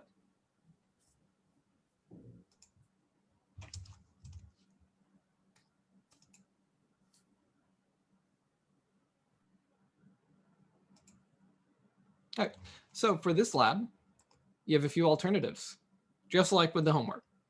One, you can follow through my game manager YouTube video, which is me stepping through how to create a game management system that you have one scene, it's the start screen, and then there's buttons, and the buttons tell the game manager, hey, I want to go to the play scene, and the play scene, and the game manager goes, okay, let's go to the play scene, and it loads that next scene. So that's how it shows how that flow could work. And you could add as many as you want, credits, game over, all that type of stuff. So that's one idea you could work on. Other ideas include a PDF here, this bonus attached tutorial, which is how to drag and drop elements in Unity. So I kind of made like a little sticker system where you click on a sticker on the screen and it lets you pick it up and move it to a different place and release. And that's kind of an image where I try to highlight the things you can do. I'll try to do the same thing for the YouTube video like what I did last week, where I created a list of things to do before you start. But yeah, that's number one. And input.mouse position works for touch as well for the first finger. It doesn't work beyond that, but we could set it up to work with multiple fingers as well if we wanted for the sticker. You could do another couple bullets of your homework assignment for the group project. That I'll count that as the lab, if that's important. So instead of doing 3 to 5 things, do 4 to 6 things and make one of them your lab. That's an idea. And the last idea is to, if you find a tutorial that you like, run it by me and I'll say, cool, do it and get as far as you can in it. I'm not saying finish it because, you know, we all work at different speeds, but try to get as far as you can in the tutorial and show me your work. If you see a tutorial how to make a rhythm game in Unity, how to do Neko Atsune in Unity, because there's I saw a lot of games have like picking up furniture items and placing them. So whatever tutorials you find, I'm totally cool with you using to learn how to do something. There's also Unity tutorials that are made by them, Unity lessons. In unity.com/learn, where they show a bunch of different, I'm specific, learn.unity.com, not unity.com/learn, where they actually have like different tracks. So you can say like, oh, I'm interested in some programming projects or some art projects. One of them shows you how to do an infinite runner. I believe there's a Flappy Bird one in here. But if you find a Flappy Bird tutorial, I invite you to take it. I think I saw M did one last week of a Flappy Bird tutorial, and I invite everyone to try it. And that is the homework the lab for this week, is either the video I have or a few alternatives. Are there any questions?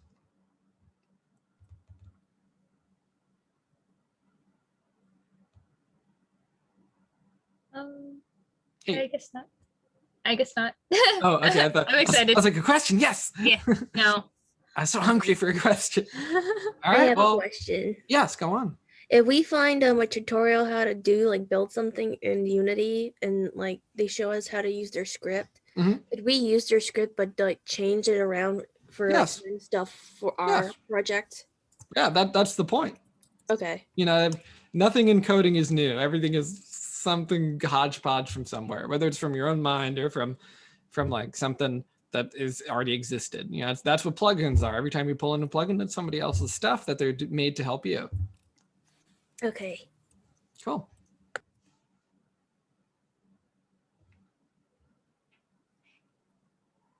Any other questions? Going once. Going twice. Get out of here. All right, have a good day, everybody. You too, Jess. You too. Thank you. Yeah, no problem. Have a good weekend.